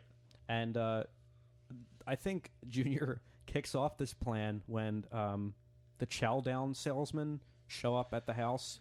Which, dude, yes, again, this is did another kick off the plan, off the rails moment. So here's my speculation on this one. And Please. they didn't, because they brought it up in the podcast, but they just joke. They just go like, "Oh yeah, it's funny that you had the two dog catchers were gay lovers for some reason." And I even said they were just lovers. It's two men. And dude, all it takes is a 4-second beat to show that. But it's just like, so Nippy's catatonic. He's not moving. And for whatever reason, the dog catchers pull up in front of their house. Right, they're not even salesmen. No, they're not. They're dog catchers. They're looking for rabid dogs. Which has not been a plot point at all. So they pull up, stop, get out to talk to this child at a random home. And they go, has any dog, like they start talking to this kid, has any dog been like weird? He's like, well, Nippy's been a little weird lately. You better take a look at him. Look at him. So he brings out this yeah, Nippy who's not moving. And they're looking at him and like, oh, what do you feed him? He's like, well, table scraps mostly. I'm like, oh, I know what the problem is. Go to the van. They go to the van. Surprisingly, they don't kidnap Junior. No, oh, here's the other thing too. So they come up and they're like, what's the problem? They're like, oh, Nippy's, blah, blah, blah. Like, go, let's see it. So he goes to get him. While he walks away, the big guy makes a pass at the other guy. And he's like, not now. Why are you putting this in a children? It's hilariously funny. It's a very earnest proposal too. Like the way he does it twice. Yeah. It's so fucking funny. Why would you put that in there? I guess why not? I mean, I get like one of those adult jokes. It's another joke, and it's funny. So they open up the side of their van, and they start doing an ad for Chow Down, which is a dog food that's made up of horse. That one of their flavors is horse. Horse, yeah. But it brings Nippy out of his trance. Nippy comes out of the trance and takes in a shit that's at least half a foot bigger than him. And there's a callback to that later. Yes, there is. It's a very weird. I think the joke was like maybe that. Oh well, Nippy was frozen so long that he had but he wasn't eating food. Fine. However, so after Nippy's brought back, and my speculation was some executive was like, you gotta bring the dog back. Well, not only that, he has to get the rabid blood sample. Well, there's that, but it's like, one and the same, too. Because that scene is so bizarre. It's really bizarre. It's really, I love it. It comes out of nowhere. Is there a reason that they're having their blood tested? Dude, there is absolutely zero reason for that. The dog catchers to be at that house. There's zero reason for that, but they say something about, oh, don't go in there. By the way, they do this whole commercial, right? And there's like a red velvet backdrop curtain with the next shot, it's gone. Yeah. It's just the van. Yep. And Junior goes, what's that? And there's skull and crossbones, I think, is on it. They have one of those medical boxes. Blood that's been infected with rabies, and they're going to take it to test. And Junior just smiles. I have to ask, Did they go? I believe so. Did they? Yeah. That's when you just, that's their excuse for going, we don't have to show what happens. Yeah, Let's it's just put the sound cue in. So you got it. Yeah. There was another setup here. It was that Lawanda wanted her and Lil Ben were going to go get blood tests. Okay. I guess to make sure they were healthy. So Lil Ben does his, whatever. That's why he got the rabies. Yeah. So he puts it in Lawanda's blood test. We don't see any of this, by the way. No, you see absolutely none of this. The next shot is... You see some doctor at a microscope. Yeah. And it's got that ridiculous animated blood cells. Of just, viral worms just gnashing at the microscope lens. Dude, I'm convinced at this point they were like, just how crazy can we go for the rest of this movie? Because we haven't brought it up yet because I didn't know how. But I guess there's this love rock in the town as well. Right. And not only that, it's a really funny gag. I'm telling you, there's so many gags in this movie. Like when Lawanda's going through the dossier, right? You see like Junior, like shit from the first movie, like Little League team hospitalized, like sports store destroyed or whatever it was. And then the last one is Union Carbide plant disaster, which is the Bhopal disaster they're referencing in India. Had nothing to do with Junior, obviously. This is a real thing, people. I recommend you look this up. It's one of the most fucked up things you've never heard of that has absolutely happened. I did not catch that. Oh, it's the Union Carbide thing in Bhopal. It's one of the worst things that ever happened on this planet. Junior gets blamed for it. So there's shit like that. Then there was, what was the thing you were referencing? The meteor, the love rock or whatever it is. It's so great when Mr. Thorne is talking about, he's doing that slideshow, the history of Mortville and whatnot. And one of them is, he goes, the Dumore family basically runs Mortville, which is Lawanda, the Dumores. And she's like, he straight up says, like, they stole it from the Indians. They just stole it. I missed that. Yeah. Dude, I can tell you right now, you missed at least 10 Well, by the time the Love Rock comes back, I thought it was just like a presentation. I didn't paying attention. And I'm like, wait, this is like a MacGuffin here now all of a sudden? Yeah, it became this rock with magical powers? Yep. So, in town, there's this... is it a meteor? What is it? No, it's a rock? It's a spherical rock that has some kind of geodesic heart cut out. So, in the middle of the night, Junior and Trixie meet up there and spend the night there as they hope that their parents fall pray in to love. the rock, essentially, we'll say. And it's happens to be the eve of Little Ben's wedding to Lawanda. Dude, I honestly shut my brain off at this point. And I just remember there's a bulldozer involved and a cake flies. Did you watch the movies back to back? I mean, no, actually, I put like a day in between. Probably smart. Yeah. Or maybe not. I don't know. I was just curious. I always say last year when I did those Pink Panther movies and I watched those back to back, I Dude, that's how, and we'll get into this when we talk about brain donors on Patreon for $5 measly a month. The Marx Brothers movies, I watched 3 in a row, and I was like, afterwards, I was like, I had to clear the palate.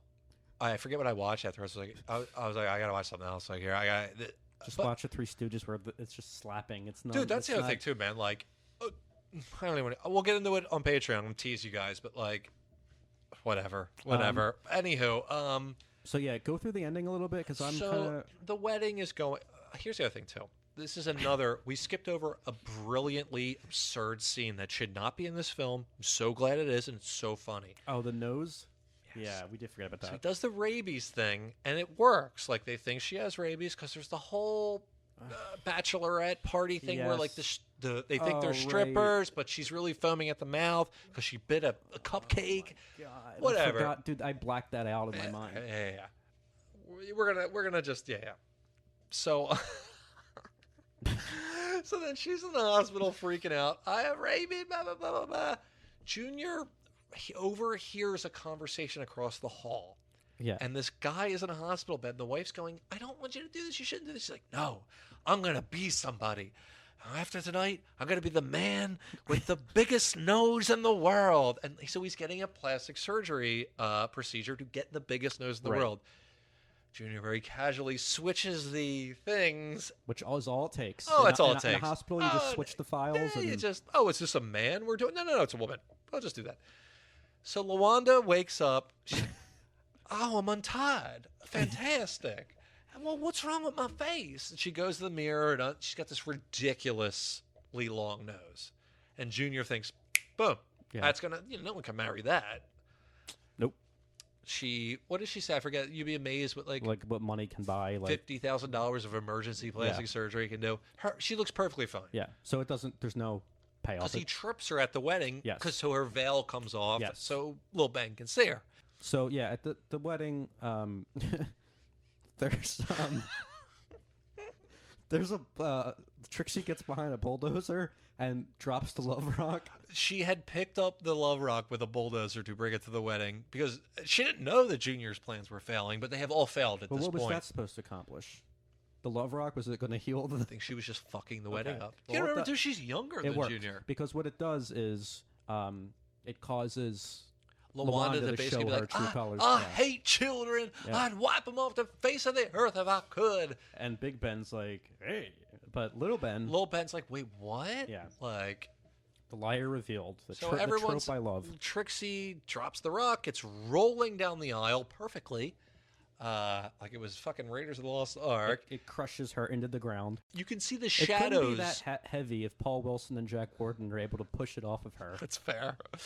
But yeah, she's indented into the ground. Well, she says... I forget what she says. You will not pass. She scans off. I don't know. She gets flattened. Pow, you fools. The fucking love stone flattens her. Yeah. And then... obviously, Lil Ben's like, I'm not marrying this bitch. Embraces Annie. And, Paul Wilson's character and Big Ben free her from the stone, and Big Ben proposes a marriage to LaWanda because their worldview syncs up. Or just, what was the whole thing? He wanted Lil Ben to marry her so he can get some of that money. And now he cuts out the middleman. I've always loved you. And she puts his hand on her ass. Yeah, that's great little. It's not done because then there is this firework. Dynamite now. They must have put some M80s on the. They slingshot it into the cake. It launches like a rocket. It doesn't explode. It launches like a rocket into the sky. I love how it's literally got like rocket propellant underneath it. And then it conveniently lands, a real cake lands on Big Ben and LaWanda. And then the last shot is like really hokey. It's like all four of them walking off, laughing together as the credits start to roll. Yeah.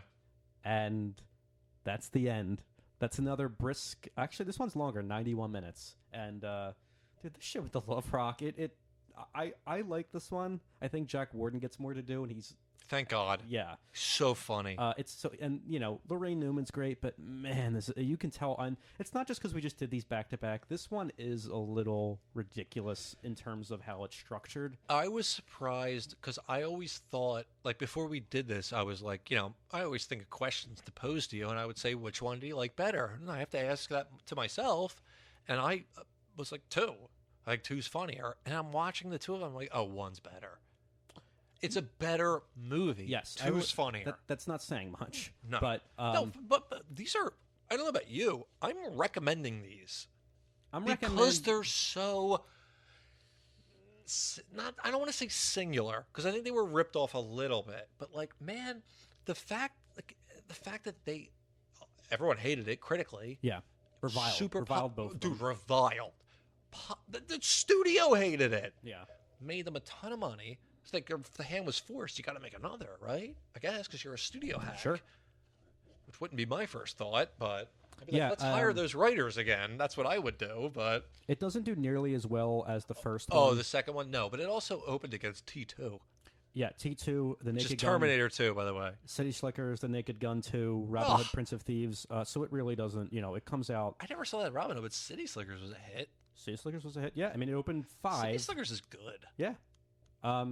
And it just... By the way, the first one, I didn't bring it up in the episode, it opened around the same time that summer of Quick Change. So... Oh, really? Obviously, Quick Change also flopped pretty hard, but... So, yeah, I mean, they're uneven films, they're sloppy films. I think they're funny, man. They have enough humor to get you along. If you're my age, I would not recommend sitting down to watch them. If you haven't seen them as a child. If you've never seen them as a child. No, if you haven't... Yeah. Watch them. Mm-hmm. If you have as a child, you get it. Yeah. You're not going to there's no great revelation here. No, beyond that, John Ritter's a fucking good actor. There are some funny moments. It's just, especially in the second one, it's like there's long stretches of weird, like this love rock shit, and the I don't know. There's some weird choices, but like you're saying, there really is some funny moments, mainly because the adult cast sell it so well. And Michael Oliver is not a bad actor. No, I think he's pretty good. And you know what it is? I think this movie is a bit surprising. Like it can catch it is. I will agree with you there. Yeah, it can catch you off guard, and I think that's the best part about it is that like from scene to scene, you're not entirely sure what's going on. Yeah. Yeah, go ahead. I was going to say, no, I mean, we talked about it briefly. There is obviously an animated series that ran for a few episodes. Yeah, you've seen that in 3, or some of it. It's kind of more like, it has more of like a Dennis the Menace vibe. I fucking knew you were going to say that. Because the way Junior's like drawn and the way he acts, he's more like bratty and kind of like Bart Simpson. It's funny that it took us this long to bring up Dennis the Menace. Because the movie, you don't get that vibe from it. No, not at all. No. Generally, like, a kid being like in hijinks, you would immediately go there. My brain never, not until the end of the second one where I'm like, because of this show, I was like, oh wait, fuck, he's kind of Dennis the Menace a little bit, but Dennis the Menace wasn't a fucking monster like that. Well, you have to understand something too. After Problem Child 1 comes out, you have Home Alone, and that really shifts the tone of how these kid versus adults comedies go, where you're going to have like bad guys and grumpy people, and we're like, that's what I'm saying with these movies. It's just like they're so nasty and they're so mean. Yeah, and it's compared against what predated this movie was the slobs that get the kids and learn the heartwarming lesson, and then after it comes the movies about the kids who save the day, and like, so to have this exist in the middle where it's just like so cynical and so dark and just like. Yeah, I would definitely recommend them in that regard because you're not going to see anything like it from this era. Like it's caught in between those two weird periods of family films. It's a bit singular. You're right. And then 1995 they do Problem Child 3, which we talked about a little bit, which goes right to TV. Did you watch the whole thing? I watched the whole. I mean, I had it open on a tab in my browser, I get but it. I was, like I said, anything redeeming. Jack Warden and Gilbert. That's it. Yeah. Yeah, I'm not going to bother. Yeah, it's not. I even told you not to. No, you did, and I didn't. And I almost did. Can I tell you why I watched it? Because I log my movies on Letterboxd, which is the social media app. Yeah, of course. And they tell you who your most watched star. So far for 2022, it's Jack Warden because I watched Problem Child 1 and 2, Bullets Over Broadway, and Death on the Nile. So I was like, you know what? I'm going to watch 3 because I want to. He's in Death on the Nile. Mm-hmm. So I was like, I want to see some Jack Warden this year. So yeah, I just wanted to check it out for him, and he's funny. I mean, he's always great. He's so fucking funny in these movies. I cannot stress that enough.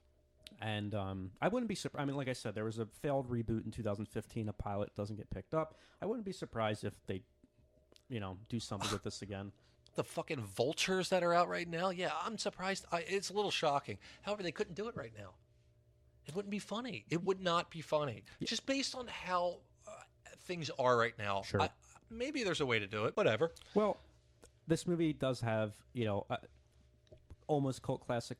These movies have become appreciated by the kids. I think most people would say they're cult classics. Yeah, but I mean, that's why we did 2 of them, because it was like, you have to. Oh, well, come on. How many times? The title of our show is irrelevant, people. Yeah, exactly. It's the Joe and Ryan Show. Don't worry about it. So it was. Yeah, it was great to revisit these. I mean, I'm talking at least 20 years since I had seen either of these, and to see those parts of my subconscious film brain that were, was filled with these movies. It's the strangest thing when that happens, when like something rejiggers a memory you have. Yeah, very strange. And these movies definitely did it. So if you want to kind of feel like a kid again, I would recommend them. And there are a lot of jokes in them for adults. Just don't go into it expecting a logical A to B. Right. B, if you got a kid who's around, I'd say 7, 8, you want to have a good time with them, these are the 2 movies. You guys will have a fucking ball, dude. It's a blast. It is a blast to watch. Just like the cake going off into the... Yeah, but it's like, you know what it is? It's like you can I'd say you can kind of almost commiserate with your kid a little bit when you watch this. And you can go, yeah, be a little bad. Don't be too bad. What's saying without saying. You know what I mean? Like, it's like, I don't know. There's a weird spirit in the movies that I really like. And they're not very good. There is a Turkish language remake. I think there's a couple remakes. It's like Baby's Day Out being oddly popular in what country is it? India. They loved it. They like their slapstick stuff. Yeah. But yeah, this is like we said. I'm so glad we got to revisit them. It seems everyone was really excited to hear us talk about them. So yeah, definitely consider revisiting these movies. I had fun talking about them. And did you have fun? Did you, Joe? Not really. I had a feeling you were struggling to get through these. No. Don't get me wrong, the jokes are there, but I know those parts. There's parts that are a little bit. It is what it is, man. It is what it is. So next up on our exclusive Patreon follow-up, we're going to talk about Brain Donors, which is the movie that director Dennis Dugan follows up Problem Child 1 with, and then we're going to talk about a movie that Scott and Larry also direct, which is Screwed. Wrote and directed. Screwed, which came out in 2000. I cannot tell. It stars Norm Macdonald and Dave Chappelle. You would think this movie would be one of the biggest. It's got Norm and Dave. Yeah, and it follows... Nobody... I don't even think people know this movie fucking exists. No, I don't either. But it's after Dirty Work, which I feel like had a bit of a cult following. So it's weird that, this movie is really forgotten about. But yeah... And, maybe we'll do a brain... We'll see what happens. Yeah, we're going to see what happens. And then next time on the podcast, we're going to do Seth MacFarlane's A Million Ways to Die in the West. I've never seen it. Yeah, I haven't seen it since theaters. And I'm excited because I always like a movie I haven't seen. Yeah, it's. I don't know if you're going to enjoy it, but there's definitely a lot to talk about. Well, we're going to talk about westerns too. I think me and you're going to bring a couple obscure westerns to the table. Yeah, we're going to talk about some westerns. Maybe some. I have a couple comedy westerns that I think do the genre well. Oh, that's good idea. We'll talk about that. And keep those suggestions coming in at almostcultclassics.com. And then for those of you who support us on Patreon at patreon.com/almostcultclassics, we will see you over there for our follow-up. So as always, guys, thanks for listening.